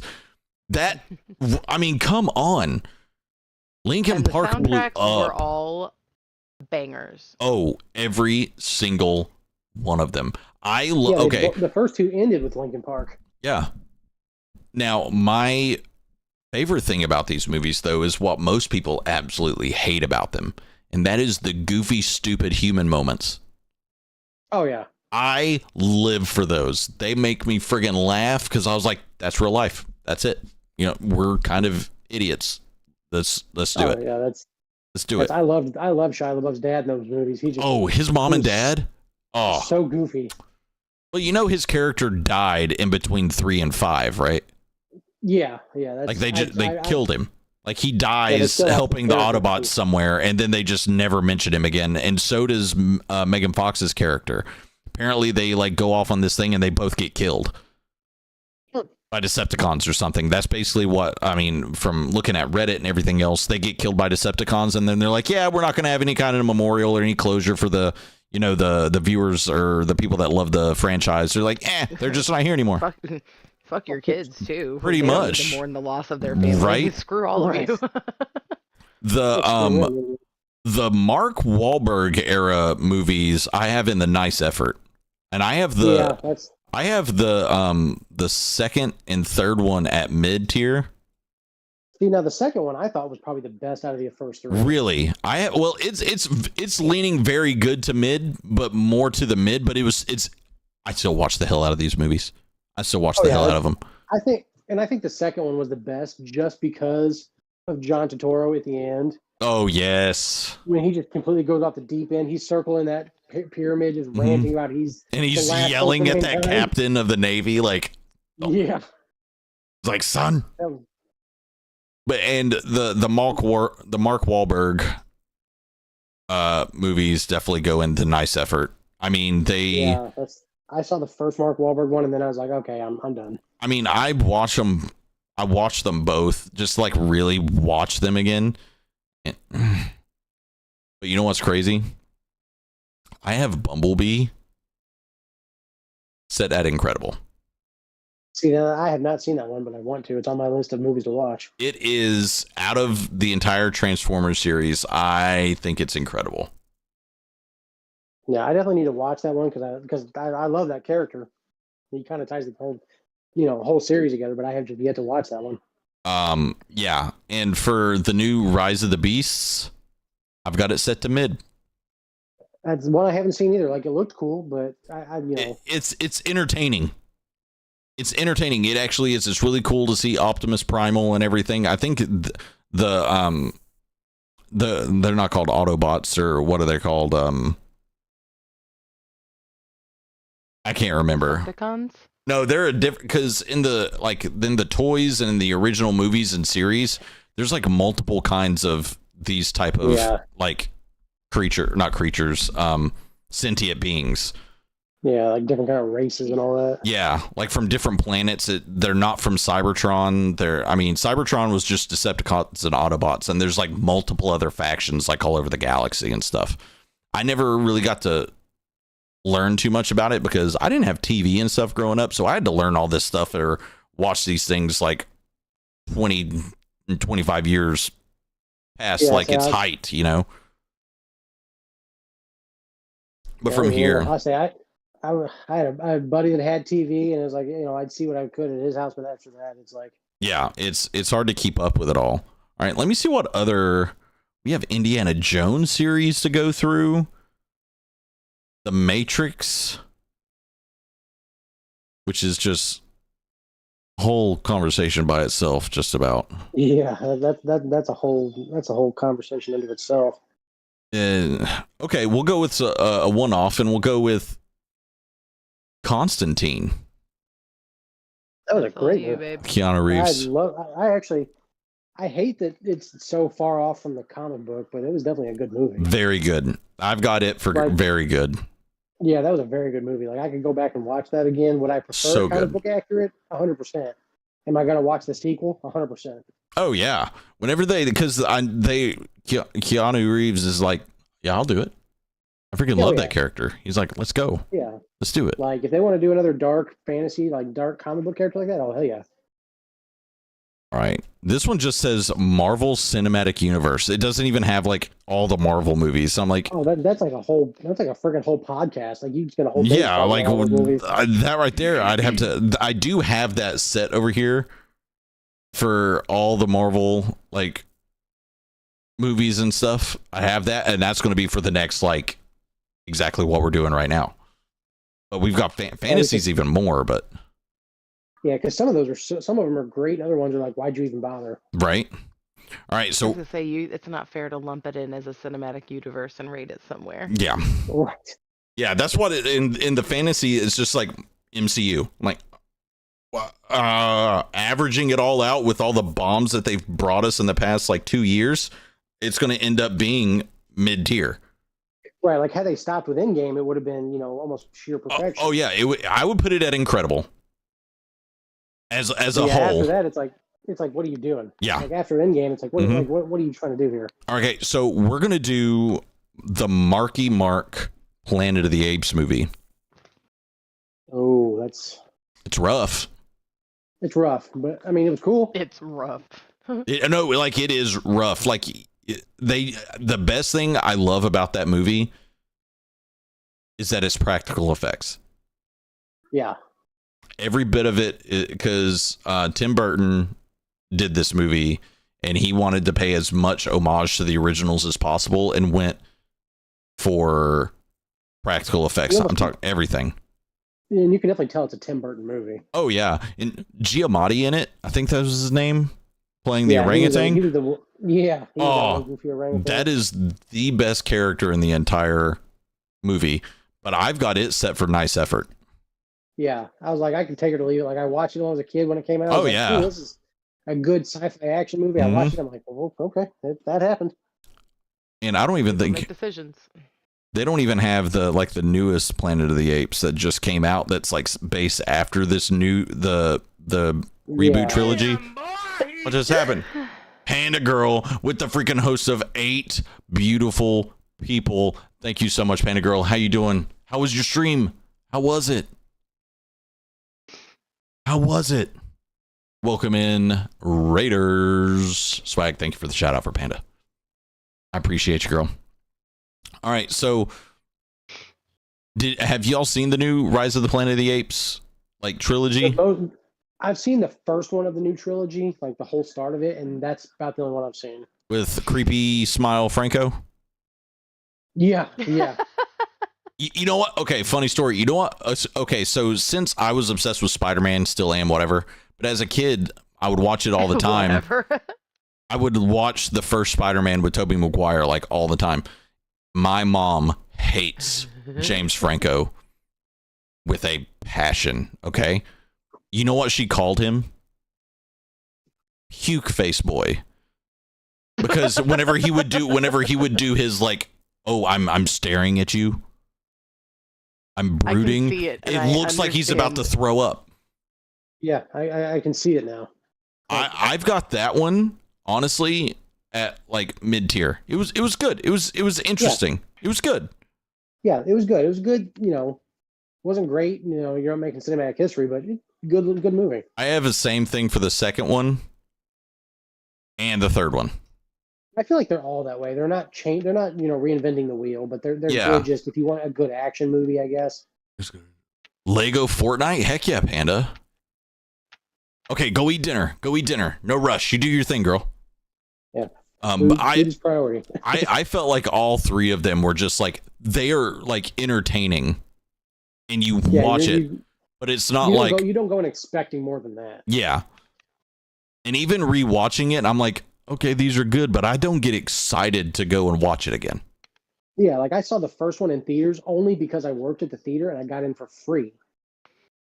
Right?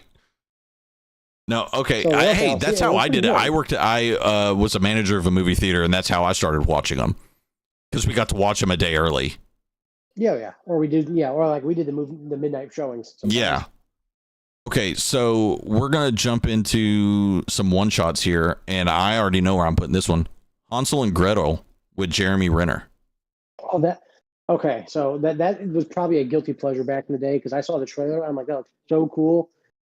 And I watched it, and I'm like, it's goofy, but it's entertaining. I'll never buy it. If it comes up on TV, I'll watch it. Yeah. But... See, for me, I have it set for ARF, but it's also one of my guilty pleasure movies. Yeah, it's okay. It's oh.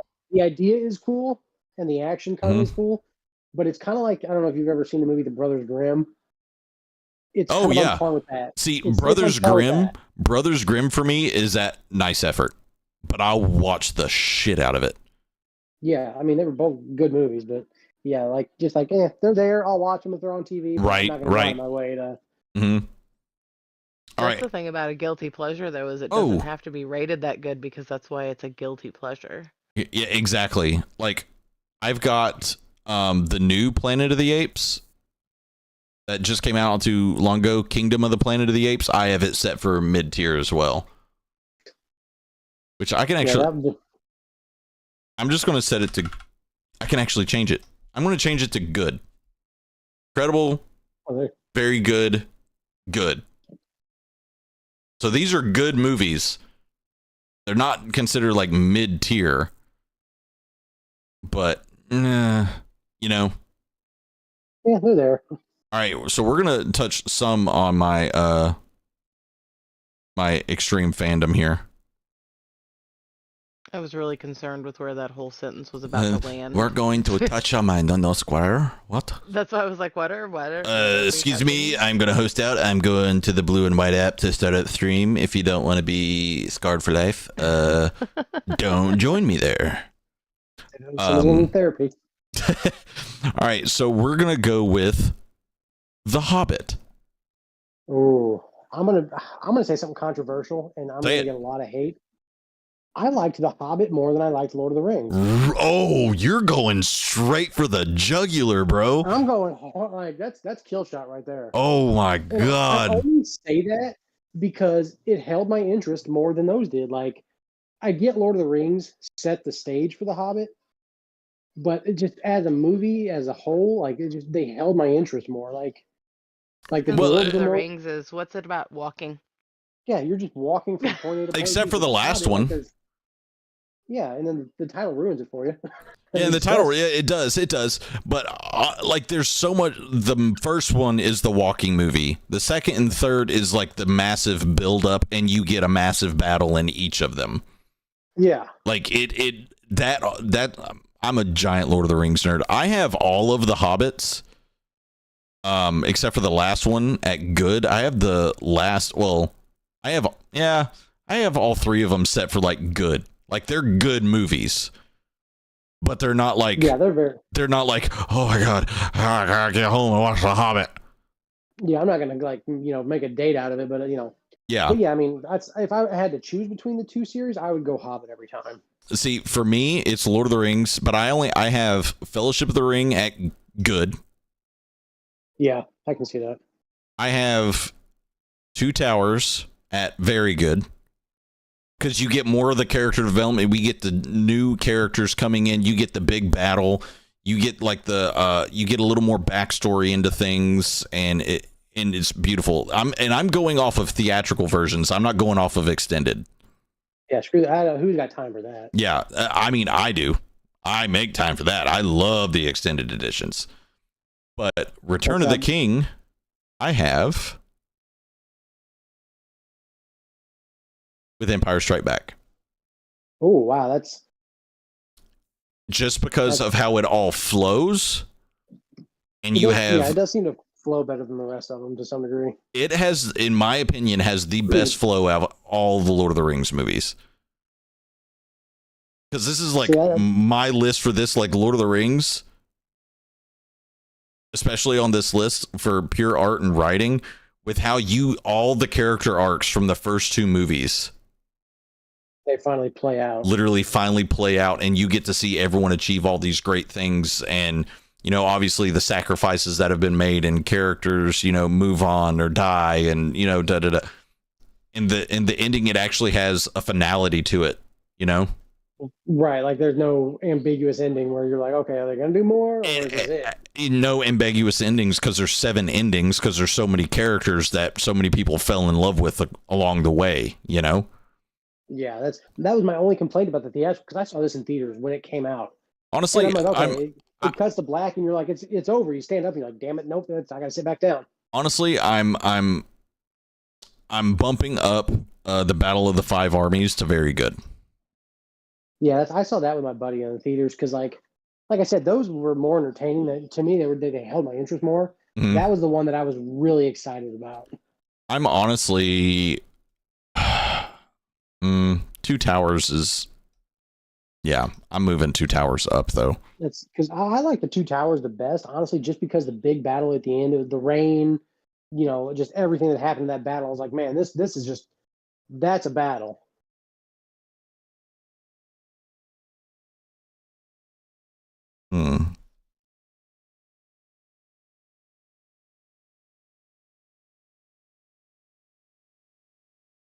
Okay, so I mean, when it comes to the final battles, I think Helm's Deep had more risk. Yeah, the risks were higher, so you were more like involved in that. There was they focused on the women and children, having to protect them and sending them to the caves and stuff like that. But in Return of the King, it's like, whatever. Yeah, the Battle of Minas Tirith and all that. Like, okay. Yeah. Focus on all the fight. Yeah, we still got an hour left of the movie, so clearly something's, Yeah, and you got to draw it out a little bit at that point. Yeah. Here's some, if you've seen the movies, they're just really, I'm going to go through and I'm going to pick the ones I know. I'm like, oh yeah, these are just terrible. Gods of Egypt. Popcorn flick at best. It's entertaining, but I wouldn't go back and watch it if I'd. Shouldn't have been done. Also, the whitewashing that happened in that movie was so bad. That was pretty bad. Like Gerard Butler, the bad guy, he's not even remotely close. He's playing Set. Right, and the guy who played the good guy, I'm pretty sure is Swedish. That was he is. He's Swedish. That's about as Caucasian as they come. That's Jamie from fucking Game of Thrones. I hate to do this to my boy. Yeah, he's white. He's white. Yeah. White is cool whip. He is whose goddamn white baby is that? Yeah, pretty much from the mountains of Caucasus. Yeah. Okay, so I hate to do this to the nerd king, and can you guess who the nerd king of acting is, and just like famous people in general? Pedro Pascal. The nerd king? 100% right now. He's Henry Cavill. okay. Yeah, That's Warhammer 4000. Builds his own PCs. Paints and plays Warhammer 40K. He's a giant World of Warcraft player. Yeah, wasn't he almost late to an audition? No. Warcraft or something. He ignored the call that he had gotten the part for Superman because he was in the middle of a WoW raid, and he had to call him back. Can we just double back for a second? He builds his own, like he builds PCs. Mm-hmm. Yeah, that is what every nerd aspires to be. If I could look like him and still be a nerd, I'd be unstoppable. Oh no, he is the nerd king. No one can take that throne from him, and plays D&D and stuff. It's insane. That's fucking wild. He did a movie called Immortal. That was young Henry Cavill. That was young. And I have it in ARF. You know what? I'm gonna change this to guilty pleasure. Yeah, because that was a good movie, but it was like, I think the problem is it came out too close to 300. It did come out really close to 300, and it was like, oh, they're doing, it's kind of like the movie Equilibrium coming out close to The Matrix, which I think Equilibrium was a better story and more interesting movie than The Matrix. Yeah, I think that came off too close to another movie. Kind of like White House Down and Olympus Has Fallen. Yep. Two movies exactly the same, and you're like, wow, it's okay. I saw one. Why do I need to see the other? They're the exact same movie. Exact same movies. Just little bit different. A little bit different. And I feel like, to be fair, Henry Cavill really didn't quite find his acting chops by that point, because I'm going to date myself, but he was in The Count of Monte Cristo before Immortals, and he looked like a baby in that movie. Oh, Count of Monte Cristo was such a good movie. That was a great movie. Well, I saw that because I read the book, and I love the book, so I had to see the movie. And him in that he was just such a bad actor in that movie. I'm finding a bunch of the Robin Hood iterations. I'm trying to find all of them so I can put them all in this, it's a series, but it's like a multiverse thing going on here. Oh yeah, like the different Robin Hoods they've been doing. Yeah. So first up is Kevin Costner's Robin Hood. See, now I loved that one. My mom loved that when I was younger. And you got a Yankee playing a British guy, not even a British accent, and they're like, yeah, this is normal. Right, yeah. And then you got Sean Connery playing the king at the end, like, okay, who's casting these movies? Like, I've got it for nice effort. Like, it was a good movie for what it was. But and at the time... They made a lot of mistakes. Right. But, I mean, that's Kevin Costner in his prime, kind of like Dances with Wolves. I mean, he was unstoppable. Charlie Hunnam's King Arthur. I never saw that, but I had a hard time with that movie because it looked too martial artsy. Boom. Should have never been made. I'm like, if you're gonna do that, get a real, make it look more medieval, not like they wanted to do a martial arts movie. It's borderlining on for me for guilty pleasure, because I enjoyed it, but I don't think it should have been made. Oh, do you love that one? It just... Hey, we've all got our tastes. Okay, we got Russell Crowe's Robin Hood. Could have done without it, honestly. I went to that movie, and babe, you're going to love this. I went this only because the girl I was dating at the time wanted to see it. And it was like our first date, and she was like, let's go see Robin Hood. And I'm like, okay. I get that. Is that the one where it's the guy that plays Watt in A Knight's Tale is playing the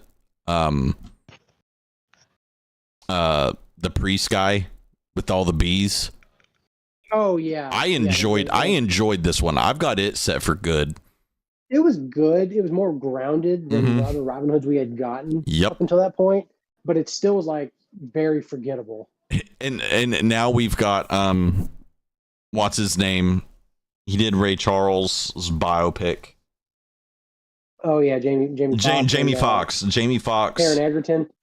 And yeah. That Robin Hood has been made, in my opinion. I have it in my guilty pleasure box. I mean, it was a good movie, but it was just so bizarre to me.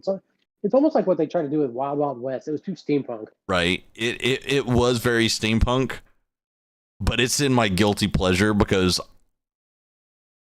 I mean, there's something about it that I'm like, this is not only just like action, but it's also hilarious, even when it's not trying to be. Yeah, like there was a few parts that I laughed at that I'm like, I probably should not be laughing at this. Right, yeah, same, but I enjoyed the movie. So, okay, now this is one that's like near and dear to my heart, and that's King Arthur with Keira Knightley. That was actually a great movie. Like I love that movie. I thought it was really good.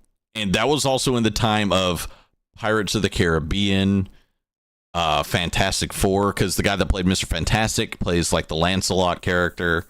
Yeah, Johan Griffith was in that. He was Guilty Pleasure Box, True Blood. That is a good show.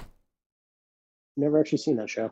It's definitely a guilty pleasure show, and you'll get why as soon as you watch the first episode. Like, no doubt. It's one of those movies you're like, yeah. Don't let the kids see this. Hey, what is that? Why is Chronicles of Riddick on here twice? They really want to know how you feel about it. I say, is it Chronicles of Riddick or is one just Riddick? Well, there's one. I think Riddick's on here twice because it just says Riddick, and then it's got another. Yeah, because the one down here. Oh, you know what? Yeah, I don't see Pitch Black anywhere. Pitch Black was actually pretty decent. Pitch Black is my favorite out of the whole series, and the newest one, Riddick, because it was more grounded, but it was basically just Pitch Black with different scenery and creatures. Oh yeah, I only saw parts of Pitch Black and then the Chronicles of Riddick. I've got Chronicles of Riddick as my guilty pleasure. It definitely was one of those that, yeah. It's not good, but it's not bad either. It's got Carl Urban in it. Yeah, and Vin Diesel was starting to be a big actor, and he tried to do something different, and you're like, okay. And Pitch Black and Riddick I've got at good, because they are just really good movies. I'm just going to go with that. They're good movies. Not much more you can really say about them. No, that's literally all you can say. Guilty Pleasure Box is True Blood. I'm still giggling at you, D. Not gonna lie. God, there are so many movies, dude. Oh, Rebel Moon. I can already put that in the never should have been made. I honestly have never seen that. It's basically what's his name? Zack Snyder tried making his own Star Wars universe, and they are so bad. So bad. Yeah, that probably should never happened. It's terrible. Trash. Trash panda. Just like me. So we got Trash. Bird. Gosh, I didn't realize there was 5 Indiana Jones movies for a second. I was like, wait. Crystal Skull was real life. It wasn't a fever dream. And Shia LaBeouf was so bad in it, apparently, or not, or like that they're like, yeah, he just died in Vietnam. That's what happened. Didn't even want to address him. No, but Shia LaBeouf and his newer stuff, absolutely fucking love it. Peanut Butter Falcon, one of my favorite movies of all time. The last big movie I saw him in was Lawless.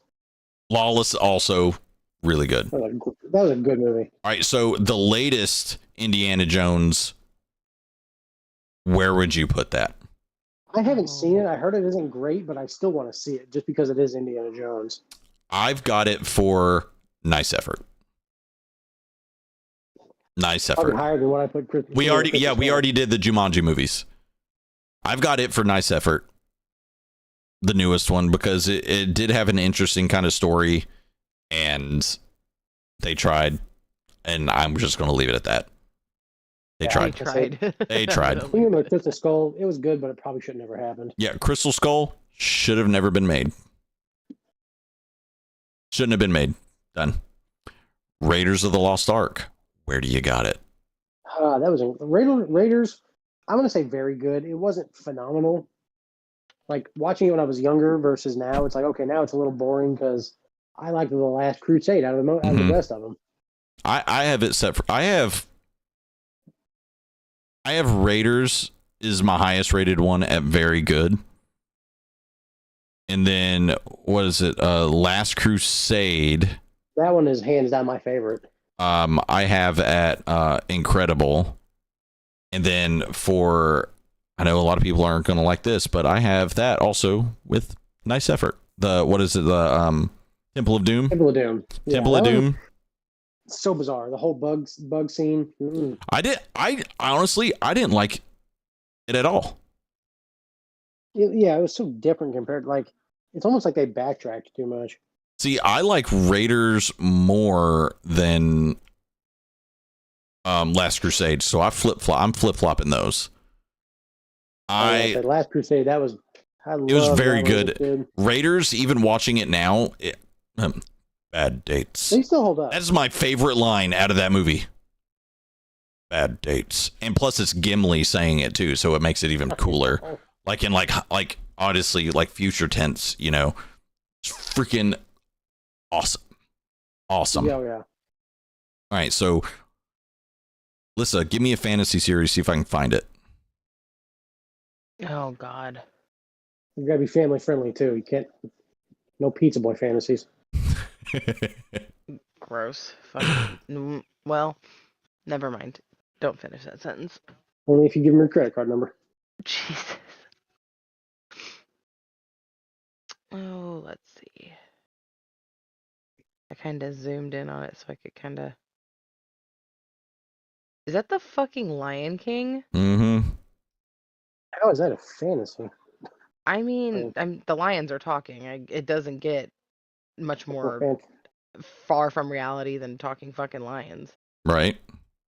Yeah, okay, to be fair though, The Lion King, as good as it was, it's Shakespeare. Okay, I see several Disney movies on here. Oh yeah, there's quite a few Disney movies. I also see The Wizard of Oz. You do? Yep. That was one that we were working towards in the Maleficent movies, which I absolutely love. I've only seen the first one, and I loved it. I think it's very good, and the second one I think's good. Just good. I'm going to say, I haven't seen them, but I'm going to say something controversial. I feel like those movies shouldn't exist because I'm tired of giving Disney villains sympathetic backstories. I want to go back to the days when villains were just villains. This is like they're evil. They're just evil. Leave them alone. Right. This was a retelling. This is like an alternate story. We're like, oh, she's actually just like a really cool stepmom. Yeah, like I don't she's a goth mommy stepmom. Yeah.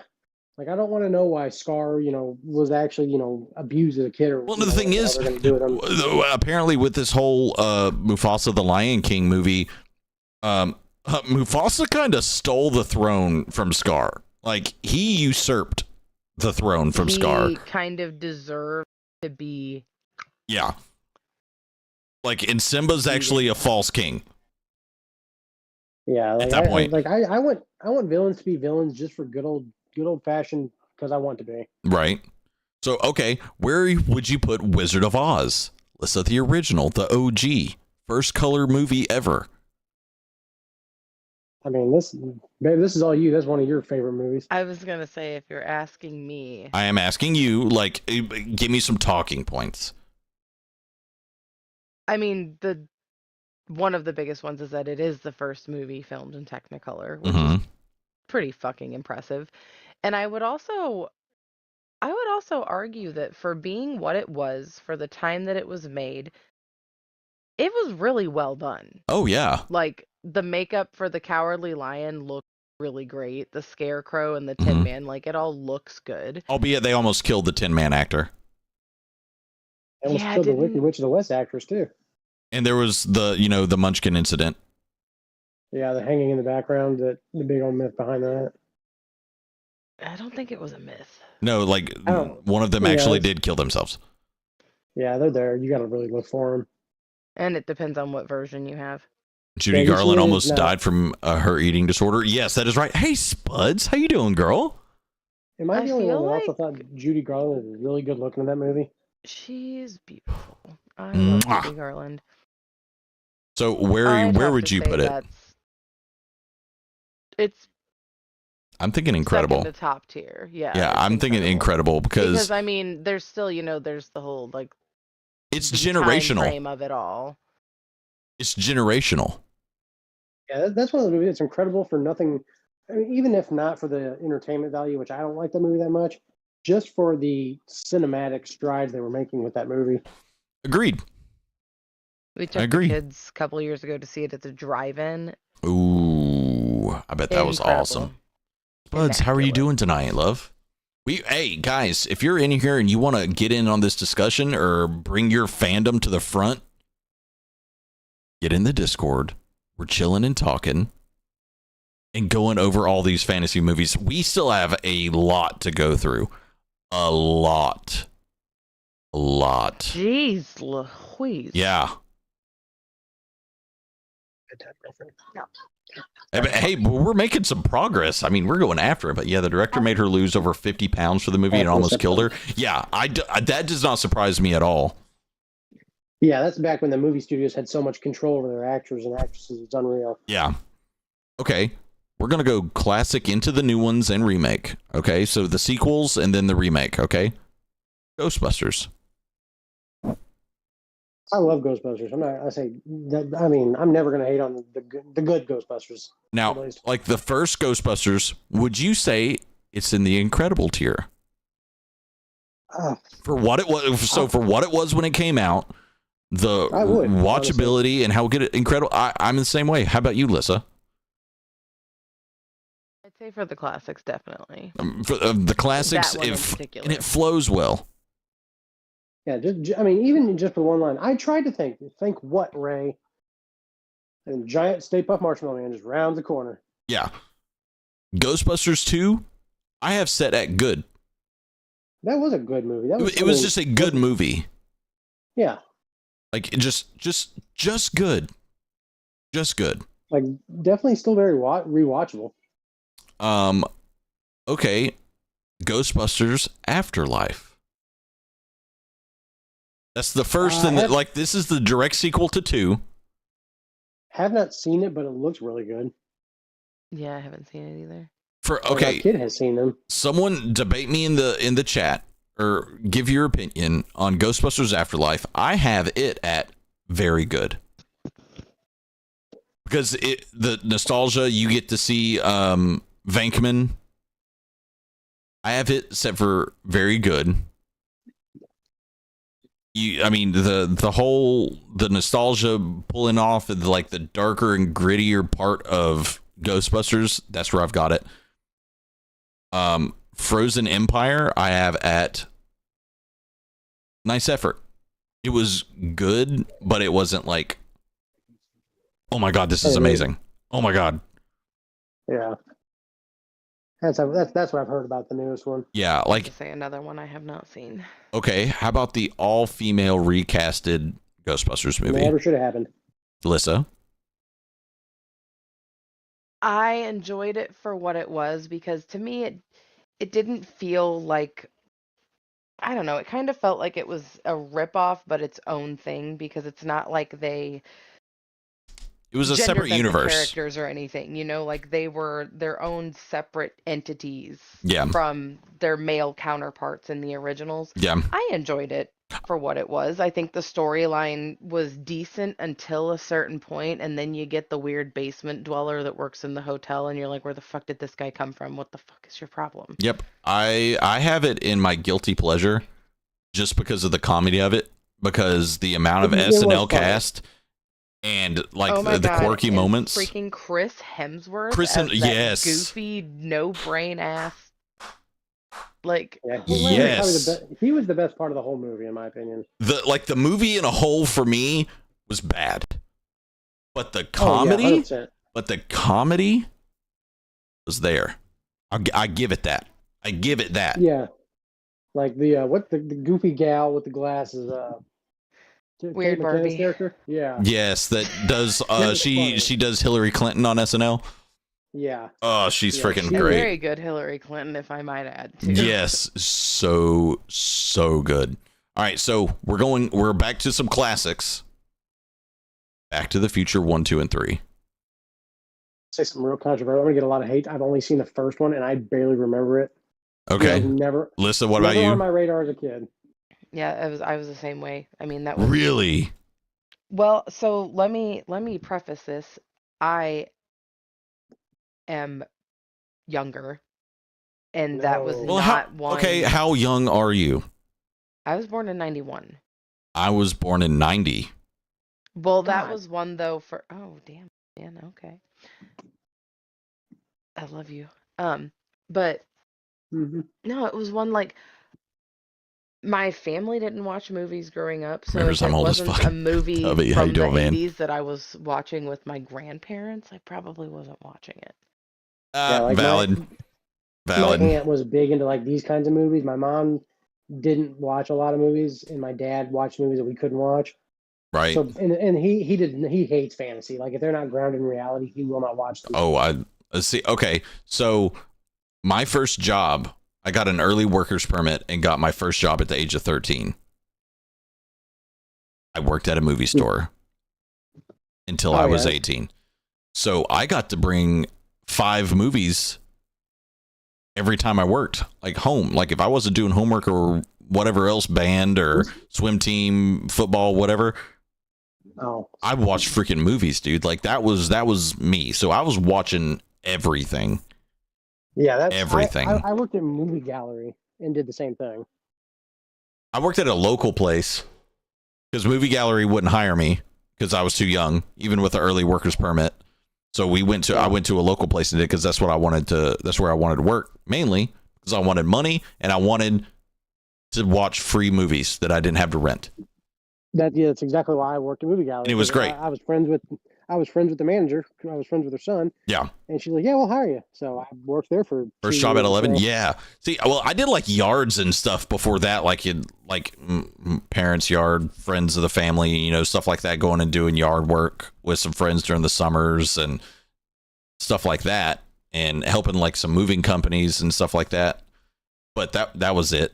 Nothing like actually taxable, You're right. Yeah, that's So, okay. So our next series up is The Matrix.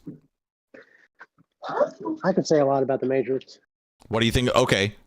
Lissa, did you watch The Matrix, the whole series? Never seen them. Never seen them? All right. So Diesel, this is me and you, bud. Yeah. So the first one Is me and you. fantastic. First one I've got at incredible. Yeah, like Because what it was bringing to the table and what it brought to cinema at that point, like hadn't really been done. Yeah, you'd never Fantastic. seen- yeah, and the story was definitely very different. Exactly. You Like, guys have fun. I'm going to head to bed. Good night, Southern Mama. Have a good night, sweetheart. Sweet dreams. The second one, it was just good. Yeah, I Revolutions I have also at just good, and Revelations nice effort. Yeah. Like it just like- went down, and then can we both agree on this one? Just I'm not even going to say it. I'm just going to do it and just say yes or no. See the last one. Shouldn't have been done. I 100% agree. I watched it because it was on HBO, and I was like, all right, cool. I'll see if it's any good. I'm like, there is like 2.5 hours of my life I will never get back. Yeah, it was just It was not good. bad. It was just I mean, bad. realistically, they could have ended the series with the first one, and I would have been okay. Okay, so here, do you guys have Netflix? Yes, we do. This is Millie Bobby Brown, like going back into some like fantasy genre other than Stranger Things, in the movie Damsel. See, I wanted to see that. It looks good. I have not gotten to see it yet. Watch it. Is it that? Because she's a good actress. I liked her in Enola Holmes. Enola Holmes is fantastic. I love Like the first those. one, Yeah, like I'm a huge Sherlock Holmes fan, so when I heard about that, I was like, I gotta watch it. It was a great movie. I want the third one is supposed to be made soon, and Sherlock and Mycroft are supposed to have a bigger part in it. So we're gonna get Henry Cavill back and the guy from Hunger Games who plays Mycroft. They're supposed to be playing like a bigger role. But, and I haven't seen the second one yet, but it is on my Netflix list to watch. So for Damsel, I actually have it at very good. It looked good. It looked like a good kind of twist on the damsel in distress type story. It's interesting in the fact that she starts out as a damsel. Like it's a very like female empowerment movie. But it's also just a good movie. What it doesn't matter if you're a man or a woman. Yeah, you're gonna enjoy the action regardless. The action in it, like the little plot twists and everything else, it's just a good movie. Here, like very good in my opinion. But yeah, it's definitely one I wanted to watch. Okay, we're gonna step into Disney. So, you ready, Alyssa? Yeah, let's go. The live action Little Mermaid. Haven't seen it yet. Haven't seen it yet. Okay. Beauty and the Beast. Oh my god. I would go with very good. I'm with you with that one actually. I am with you on that one. I wanted to say it was incredible, but there were aspects that I feel like could have been done differently, could have been done better. A couple things that were maybe a little unnecessary. Right. But beyond that, I mean, it was well done. The animation was incredible. The casting was great. Agreed. I think Emma Watson as Belle was actually spot on. Yeah, that was I swear, Labyrinth is in the top. I'm leaving and never coming back. Labyrinth is actually in for me, because Lumi's just brought up Labyrinth, which I've only seen one time, and I was a kid whenever I watched it, and I have that at Incredible. I will 100% agree on that with Labyrinth. That was like, I don't have it at Pure Art. Yeah, that was like the first fantasy film that my aunt introduced me to, because she was the one that loved those kind of weird movies like that. And just that one was the one that like I could watch it over and over and again as a kid, and it never got old. Right. Aunt Lori, wasn't it? 100%. I'm trying to see if they have any on here that I was just like, yes, that is it. But we're in Disney right now. This is Lissa's territory. Yeah, that's her Lady Wayne territory. Aladdin. Let's say, are you talking the OG or the new one? This is live action Disney. Aladdin. See, that one was good. Good for me. I would say very good on that one too, for the same reasons. I would go very good because the music as well on top of it. Oh, so good. The music was really good, and I enjoyed that. Honestly, I know Will Smith got a lot of crap. I thought he did pretty good. I loved him. I loved it. Because in a perfect world, well, that's a strong word. Robin Williams. Right. But that wasn't an option, and I feel like given the fact that the obvious and ideal candidate for the job wasn't available, they were like, well, let's go similar and yet somehow completely different, because they're both incredible. Like, their comedic timing, both of them is amazing. Like, the joke where he's like, you need to be really specific about how you word that, because, like, I can just, like, make you a prince. Done. Hey, Playboy, you're here. Sweet. Okay. Cinderella remake. Live action. That is, I'm trying to think. I've only seen I can't remember the actress's name. That had she played the chick in Thor Ragnarok, I think, as the stepmother. Yeah, that one was one that was like, maybe. Can't remember. Yeah, I thought it was a nice effort. I thought that one was a nice effort. Yeah. Okay, Mulan. I haven't seen it and I will not see it. They never should have done it if they weren't going to do it right. Yeah, okay, so how I looked at this one, not that it shouldn't be made, I'm just moving that there so I can move it. I have it set for nice effort as well, because okay, if they took the name away and named it something else and changed like the names of characters, it would just be a really cool like period piece. It was an interesting story, but they didn't like. Okay, they didn't go But at full the end Aladdin. Of the day, they didn't. But they didn't. Like they named it Mulan. They cut out a whole bunch of characters, and the thing that made everyone love the cartoon Mulan. It's just gone. Song It's "Make just a gone. Man Out of You." Yeah, okay, you The need dragon doesn't talk. What do you mean? Yeah, like there's no dragon, there's no singing, nothing. It's just, yeah, we're just changing everything. That's it. And I guarantee you, without ever watching it, they probably took my favorite line out of the entire movie. Probably. What was it? At the end, when she's like asking him, "Would you like to stay for dinner?" And Grandma yells, "Would you like to stay forever?" Nope. Yep. They took all the comedies out of it. It's a purely serious movie. All right, what's the point? Okay. Yeah, So this is one of my I know Diesel, you said you hate the like villains having a backstory, but I love this villain's backstory, and I watch it with Prim, my oldest daughter, from time to time. She was obsessed with this character for a while, Cruella. See, I feel like that one is a character that probably did kind of deserve a backstory because she was so like one dimensional in the 1st movie. I have like the she just time wanted a period really nice of it coat. all. See, Right, like, she's wanted a really nice coat. I have it set for guilty pleasure, not because it's a bad movie, because I like just really enjoy it, and I don't seem like that person that would typically like a movie like this. I really enjoyed it. I've never seen it. But most people would give me shit about it because, I have a wiener. I mean, and that's the truth. The one and only reason I would consider watching it is because Emma Stone looks damn good in that movie. Emma Stone. It's Emma fucking Stone. Watch it. Right. Date night, y'all are watching Cruella. I'm already, it's not up for debate. Y'all are watching it. Like it's done. It's out in the world right now. It's done. It's done. Alice in Wonderland 1 and 2. No, he and I have differing opinions. Yeah. I'm gonna go into it. Oh no, should never have been made. I think I liked it purely for Johnny Depp's Mad Hatter. I don't know why, but like, okay, because it's just my opinion. I can't get into certain like genres. Like it just doesn't do it for me. Just like anybody else. Like I love Lord of the Rings.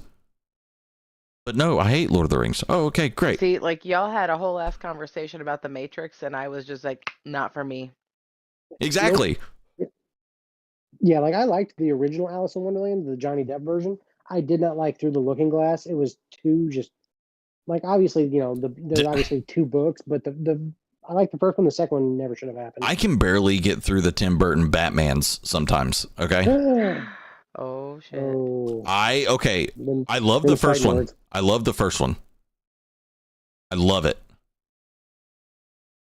But then the extreme drastic change from the first one to the second one, like, okay, what the fuck happened to Gotham? Did they all of a sudden do shrooms and acid at the same time? Like every architect, or 1 to 3 or whatever. Yeah, that's when Tim Burton stopped doing them. Yeah, it's like, oh, was it? I thought he did 3. He was an executive producer on 3, but he was not the director. Well, he let it happen. That's when Joel Schumacher took over. Well, fuck you, Schumacher. Now I love the first 2, and that was all Tim Burton. Yeah, I love that. Returns is probably peak Batman for me. I don't know. Like I love the Joker. Okay. Jam. All right, so we're gonna deviate for a minute.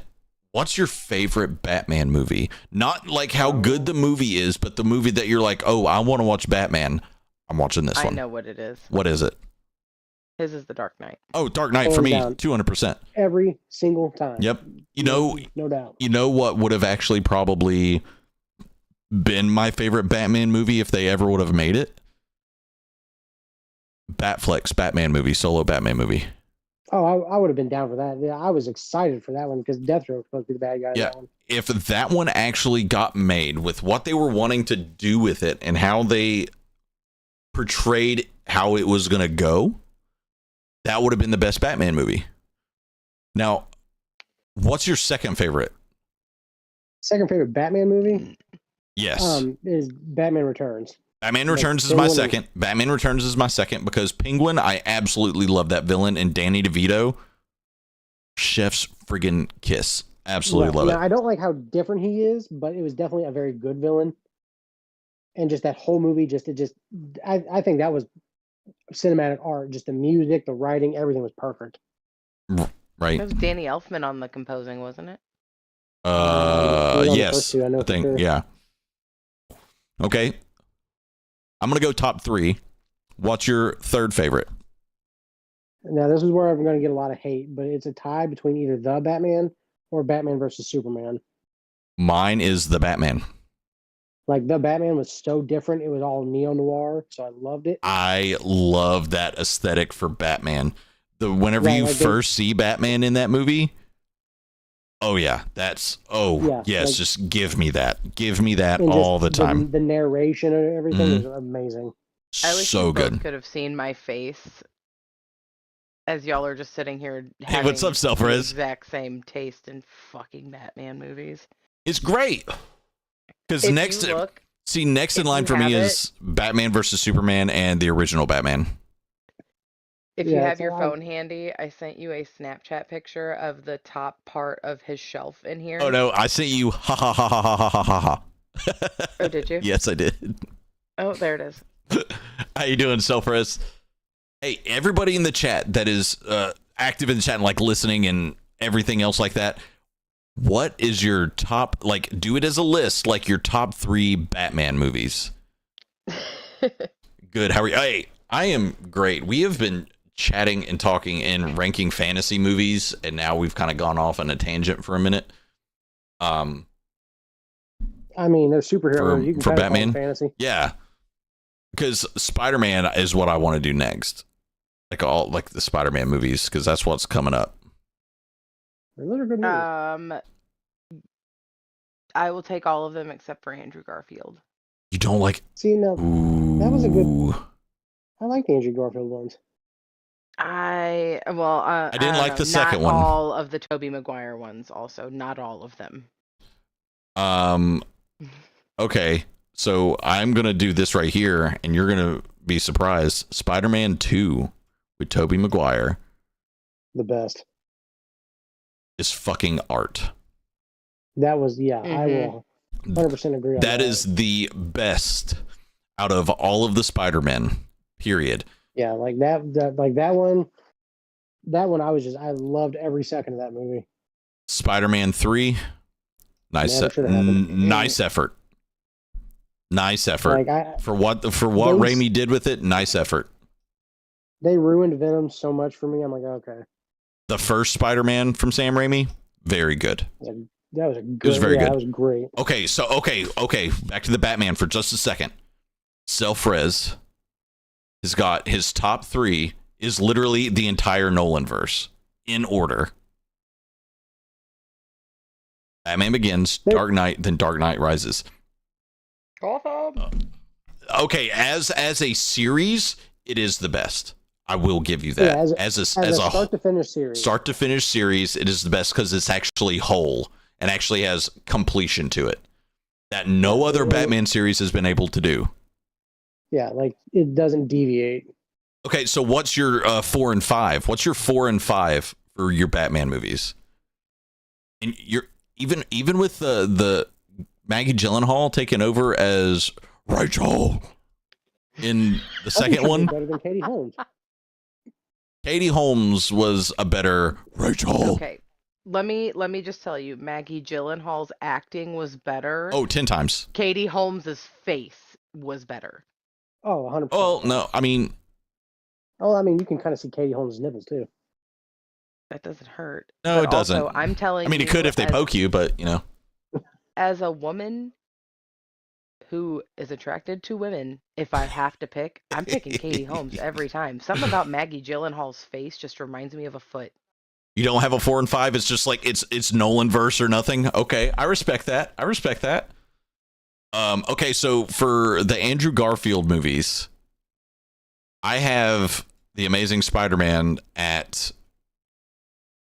I have it at good. It wasn't quite That one wasn't Toby's. great, but it was good. It wasn't very good, but it was good. You know, it wasn't going to go north or south of that for me. And then I would honestly put two at good, but better than the first one. I have both of them at good. That's it. Because Green Goblin made me want to like punch puppies. I didn't see those. Who was Green Goblin in those? He's not an actor that you would have heard of. No, he played in Valerian. He played in that Valerian movie. Yeah, and yeah, it's because it's trash. Don't watch it. Trash. Trash. So if you ever sit down and be like, oh, we're gonna watch this fantasy movie, just message me on Snap. You'd be like, no, it's garbage. Don't do it. Don't waste your time. Unless it's a series that you can actually, it gets better. If it was like a series and it gets better after one, I'll tell you to watch it and continue watching it. But if it's a one-off, don't first. Like, okay, you can yeah. Suffer through the first one and then you can get through the rest. It's like watching The Office. Suffer through a couple of episodes for it to pick up, and then it's fucking fabulous. Yeah, suffer through the first season, and then you have pure joy for the rest of it. Right. Until Michael leaves, and then it just falls. And then, Spader did a hell of a job, though. I loved like his Spader. He was so weird. It was fantastic. It was. I'm the fucking Lizard King. That was just love it. Every episode, you're like, what the hell is he doing? Right? He was on drugs the whole time. He probably was. I also loved Kathy Bates in that role too. I just love Kathy Bates. Donna Noble coming over from Doctor Who, as well, just taking the regional manager job, just walking in. Noble, this is mine now. Was that the other redhead? That was that was the character. I absolutely love her. I'm not gonna lie. I thought she was hot. She is. It's not. It's not a thing. She is. Okay, good. It's not to me then. So Fred. So we did Batman. Favorite Spider-Man movies. I need the list. We're gonna have to have a night. Oh my god! Hang on. When you're not choking to death. Okay, we got a theme coming for this next one. I'll give you one guess as to why I'm fucking dying. Oh my god. Does it involve the devil's lettuce? Yes. We could literally just do a whole ass conversation on the Batman. New ones are good, Selfres. Movies. Oh, don't get me started. Don't fucking do it. I'm just saying. Okay, so my favorite one, and it's not even actually a Batman animated movie, but it features Batman heavily in the second and third acts, and that is Flashpoint Paradox. Those are great movies. That is literally that, and I think it's Rise of Atlantis. Those are my favorite DC animated movies. Other than the original Batman animated series movie, what was it? Mask of the Phantasm. Mask of the Phantasm. Yes. Yes, it was phenomenal. My hands down favorite Batman animated movie is Under the Red Hood. That is a good one. I do like Killing Joke though too, even though it's a little slow. It is slow. It's very faithful to the graphic novel. It really is. But okay. Assault on Arkham all day. Ooh, that is a good one. I like the I'm forgetting words. Holy crap. I love the different artistry in that one, like the different, what's the damn word?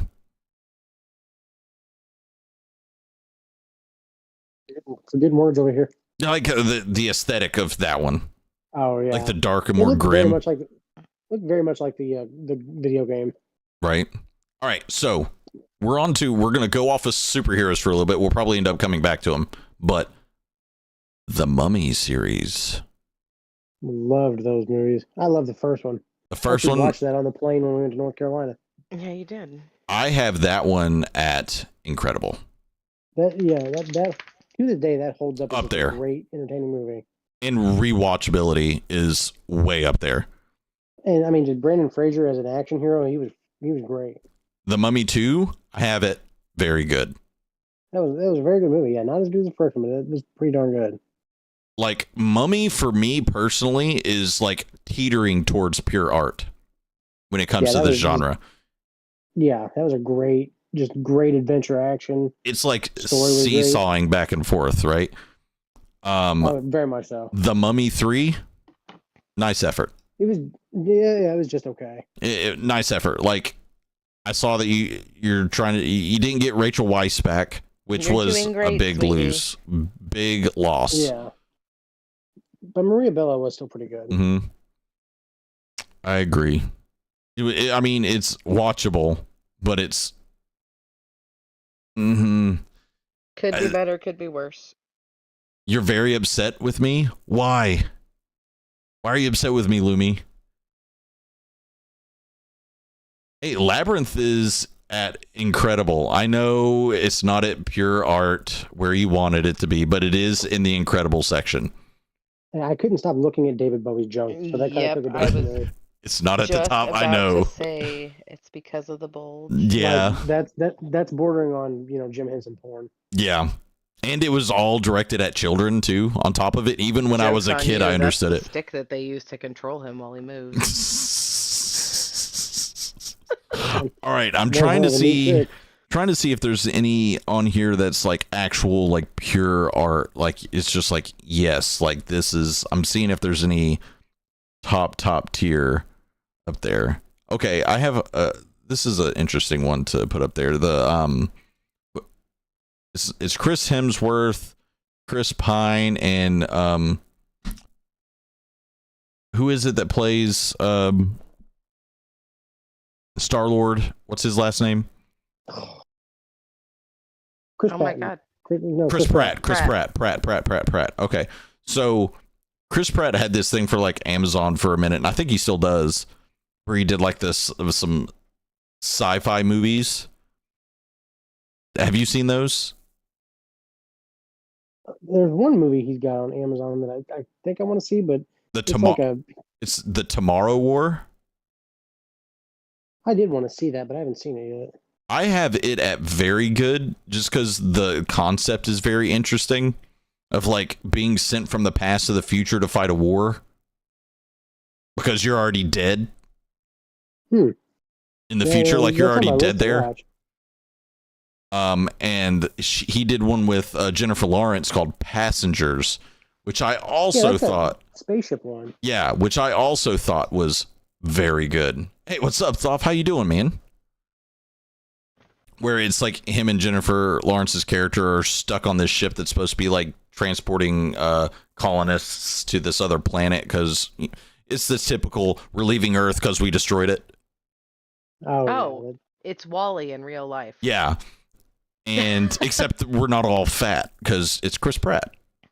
Yeah, I mean, two dudes jacked. He's Wall-E and she's Eve. Eve. Eve. I'm finding some bad ones that I just absolutely love. Hold on. On that note, though, I'm gonna hop off. Y'all feel free to carry on. I'm probably after this one, I'm hosting out. So.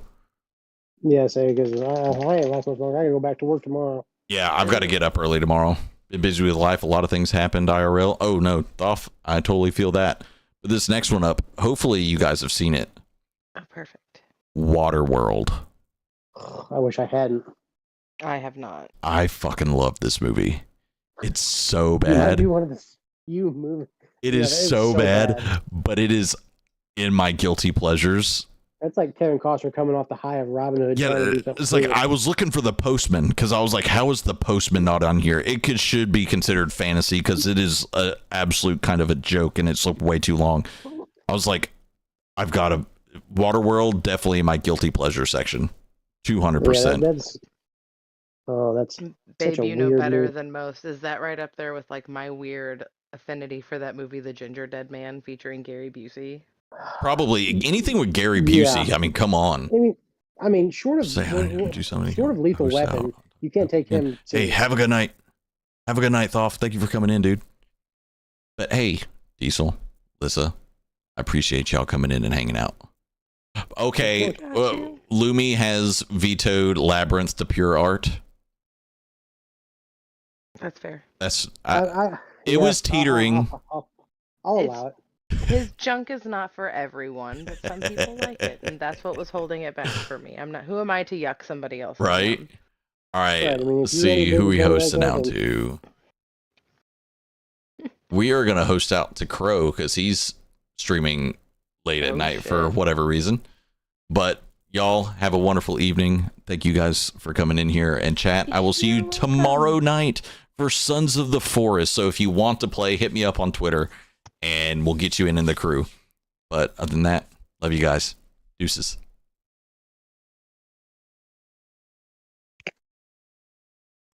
I thoroughly enjoyed that.